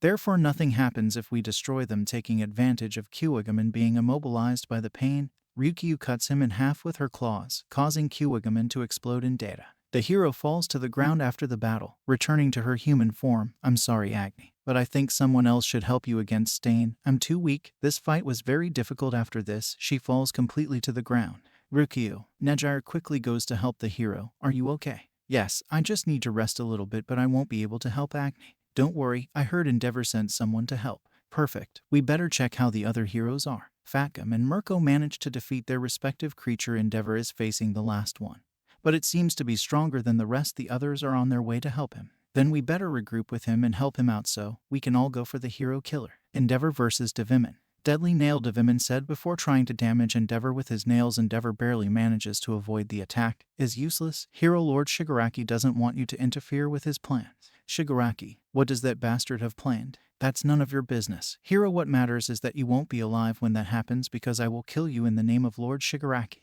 Laser wing. From his wings, a pair of lasers shot out. The lasers were fast enough that Endeavor couldn't dodge them and hit him squarely, quickly recovering. Endeavor launches a flame against Devimin, which of a movement of his hands manages to destroy. That's the best you got. Endeavor smiles. No, I'm just distracting you. Suddenly Mirko appears behind Devimin's back. Lunar arc, the hero said, and then managed to deliver a strong kick to Devimin's back. However, this does not end here. Before Devimin hit the ground, Fatgum appears and with a blow charged with the fat absorbed from his quirk, causing him to be reverted to his skinny form. He hits Devimin, who flies out again, this time towards Endeavor, who was waiting for him. Disappear. Flashfire fist. With a gigantic flare, Endeavor hits Devimin, who can do nothing but receive the powerful attack and explode in data after it. After the flare ends, Endeavor lands on the ground.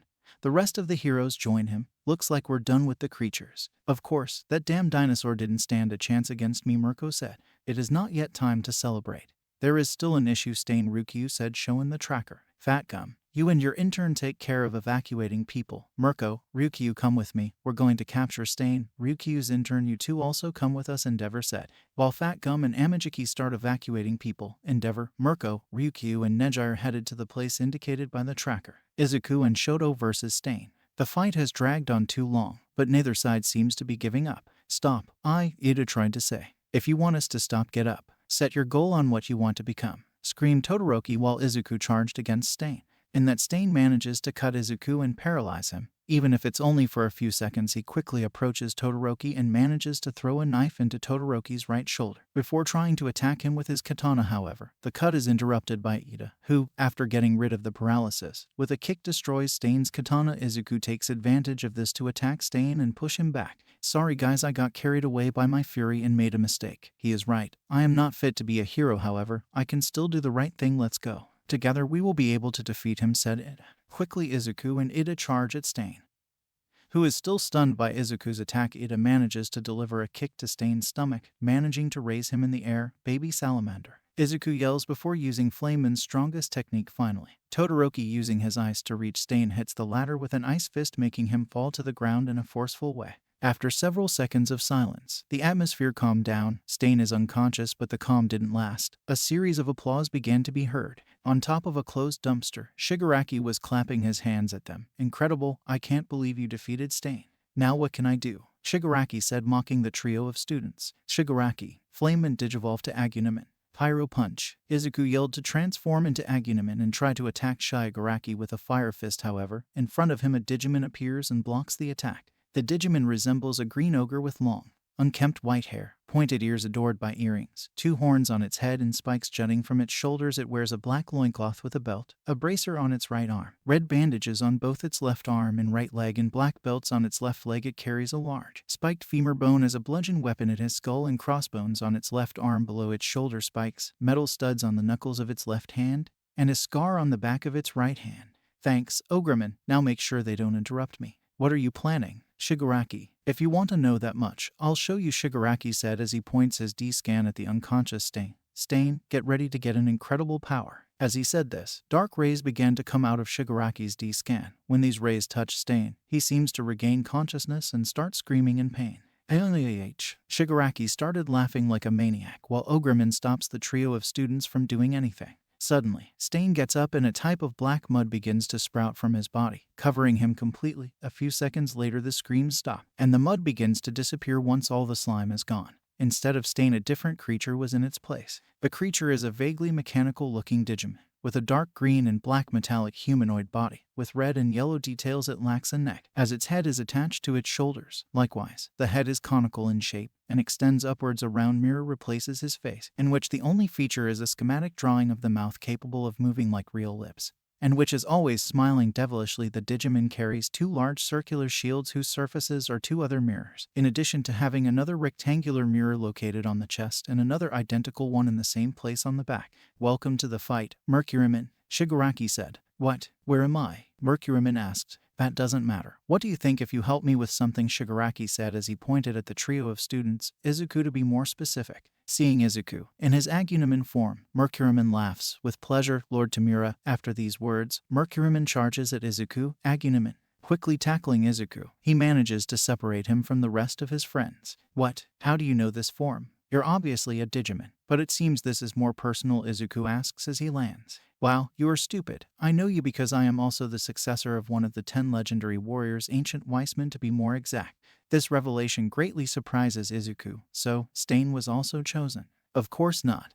This human only serves to store my consciousness. I am my own being. From what you say, you must be a human with the power of Ancient Greymon. If you are a successor of one of the legendary warriors, why are you signing with Tamura? Fool, not all the successors are good at heart. We only inherit the powers of the legendary warriors, but that does not mean that we share their ideals. In that of one of its mirrors a shine appears. Enough talk, it's time to fight. From the mirror a beam comes out in the direction of Izuku. He quickly uses a pyro punch to stop the attack. With Ida and Shoto, Midoriya, Shoto screamed, Ogreman, make sure these 2 don't interfere, Shigaraki said while disappearing in a mist portal. Die, Ogreman yelled as he charged at Todoroki and Ida. Izuku versus Mercuryman. Crimson Knuckle. Izuku attacks Mercuryman with a punch. However, Mercuryman covers himself with one of his mirrors. Before the punch hits, Mercuryman exclaims the following words. Offset reflector. Izuku's punch is absorbed by the mirror. In that, Mercuryman points the other mirror in Izuku's direction. Generous mirror. Suddenly, from that mirror came the reflection of Izuku's fist, hitting Izuku's face and sending him flying.